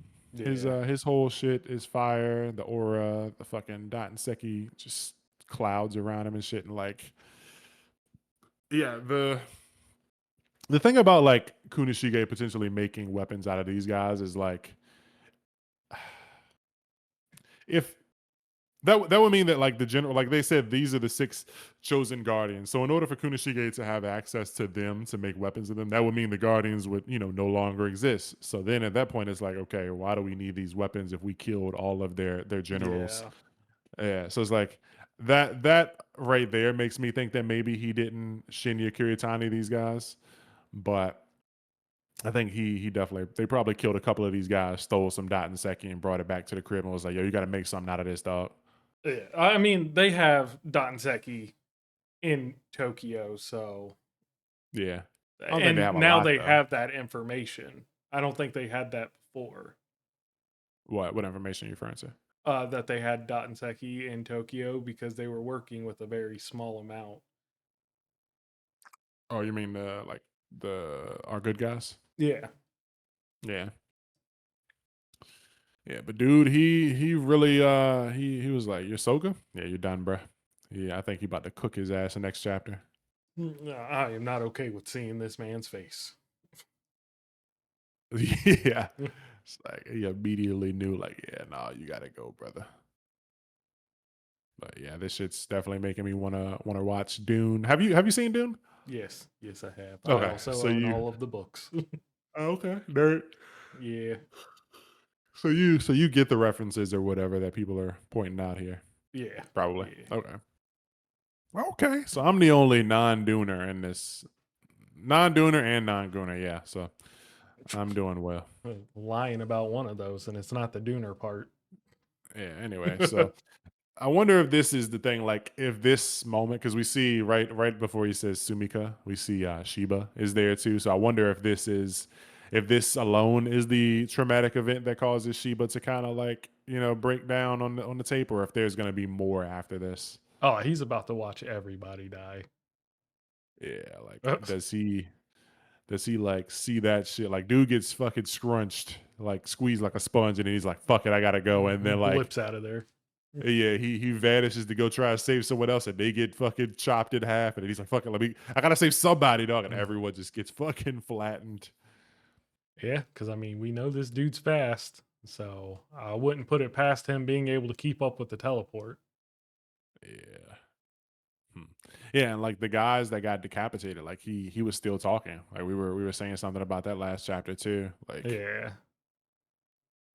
yeah, we must not allow the enemy to seize the stone. They promised. I wonder who they is. same. Is it the bugs? Did the bugs promise? Yeah, maybe. And they some bug talkers. Our enemy is the Soga clan and those who prosper under their auspices.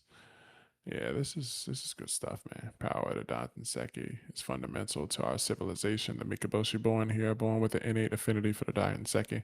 Yeah, they just living underground, plotting their fucking revenge. Yeah, underwater in a Yup. fucking mud dome, A cave.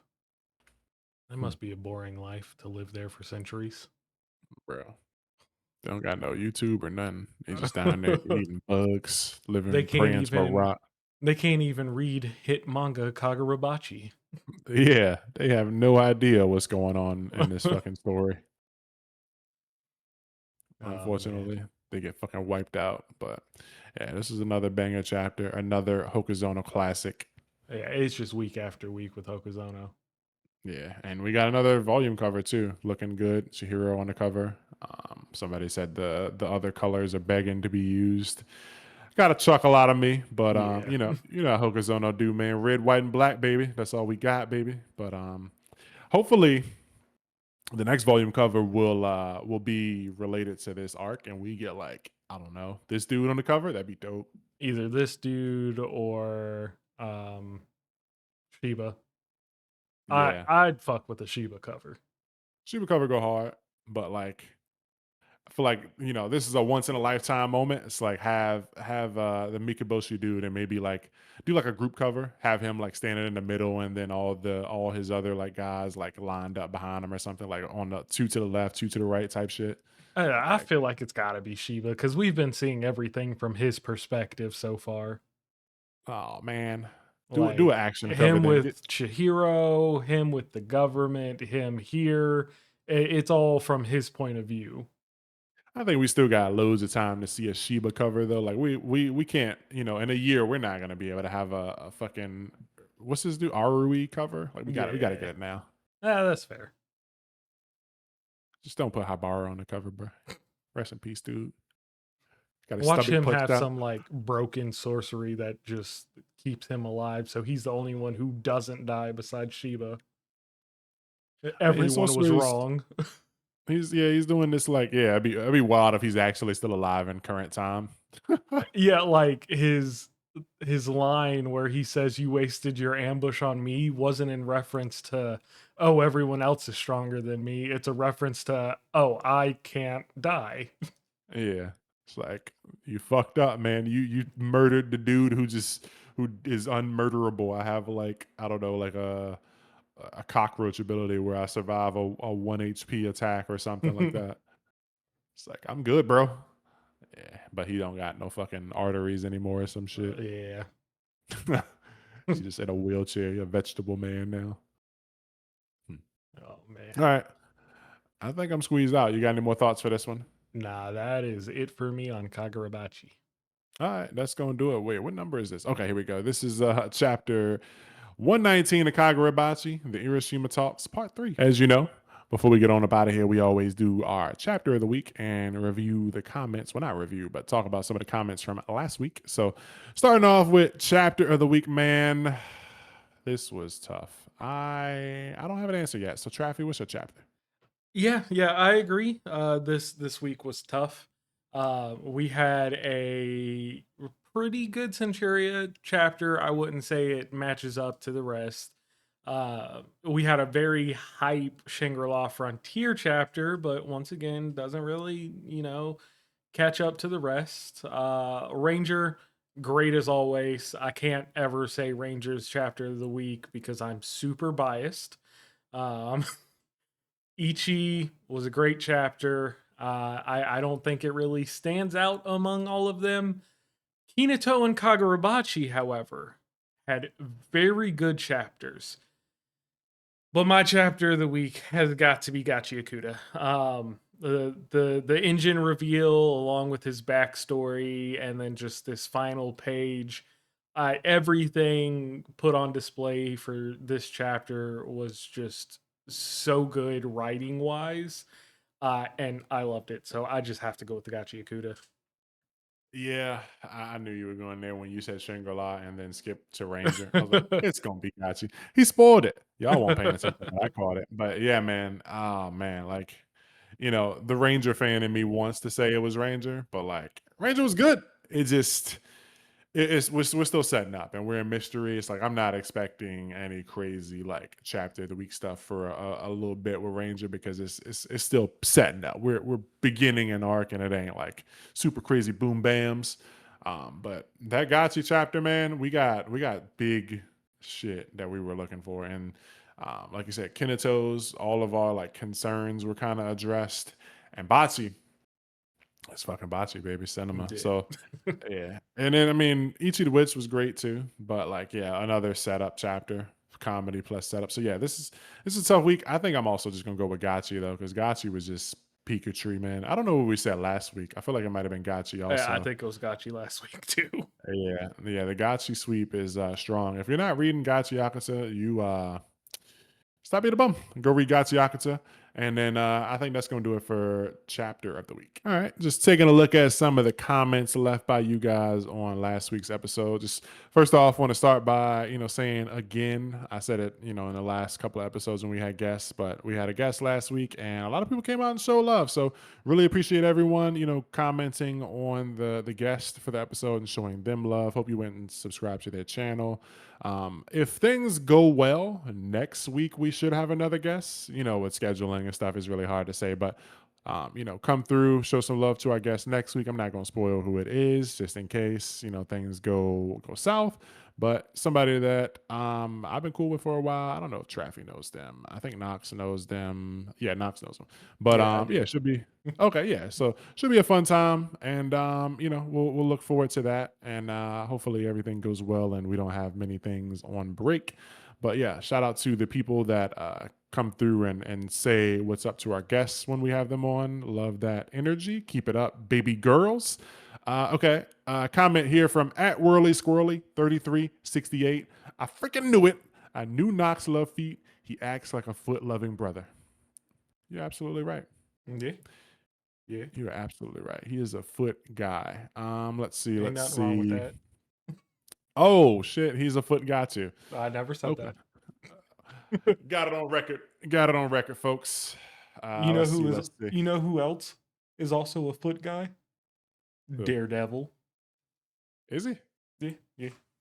Is that like in the comics or is that in Uh, a new show? I don't know if it's in the comics, but it was in the new show.